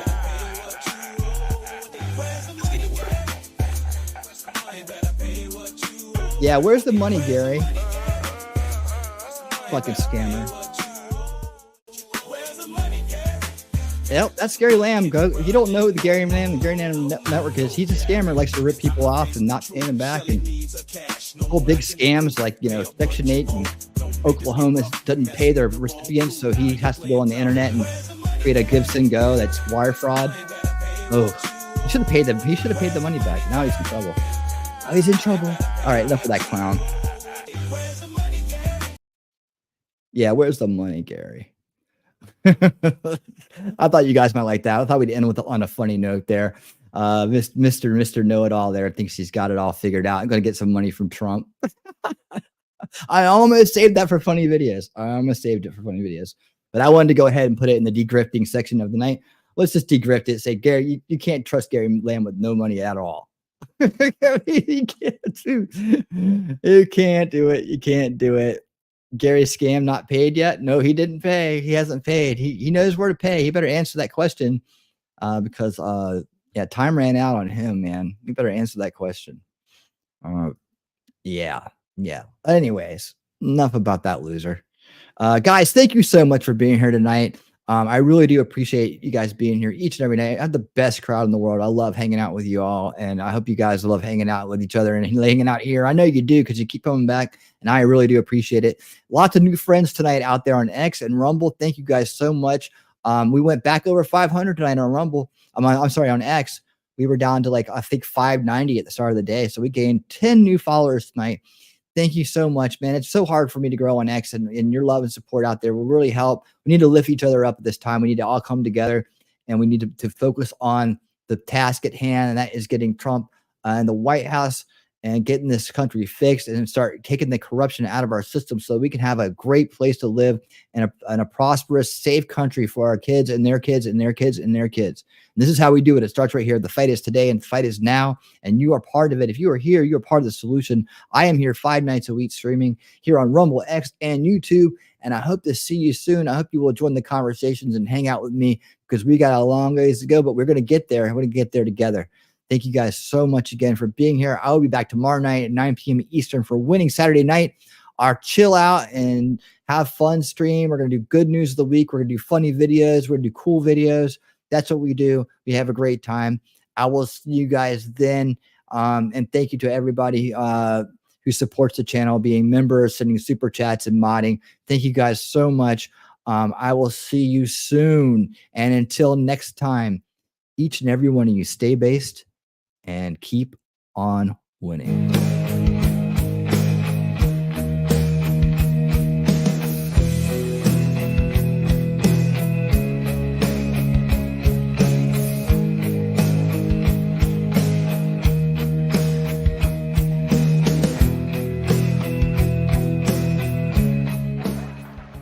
I'm going to leave you with this one final message. We're going to win the election. We're going to win it big. We're going to win it bigger than ever before. We're going to do things that nobody believed. It's going to be more important even than 2016. We are going to make America great again. Thank you. Thank you very much, everybody.